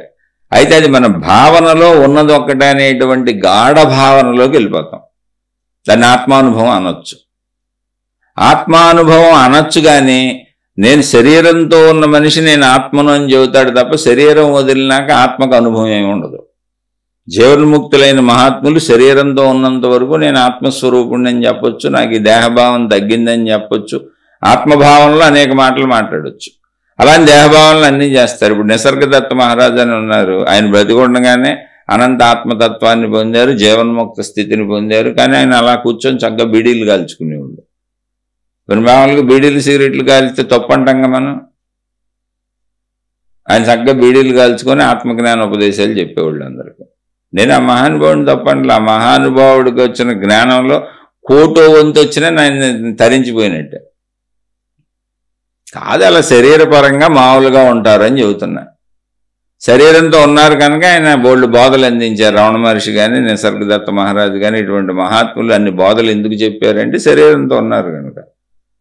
కొందరు వాళ్ళ ఇష్టానుసారం ఉంటారు, శరీరంతో వాళ్ళకు ఉన్న అలవాట్లు. కొందరు టీ తాగే అలవాటు ఉంటుంది, జీవన్ముక్తులు టీ తాగో సిగరెట్ కాలుస్తూ ఉంటారు.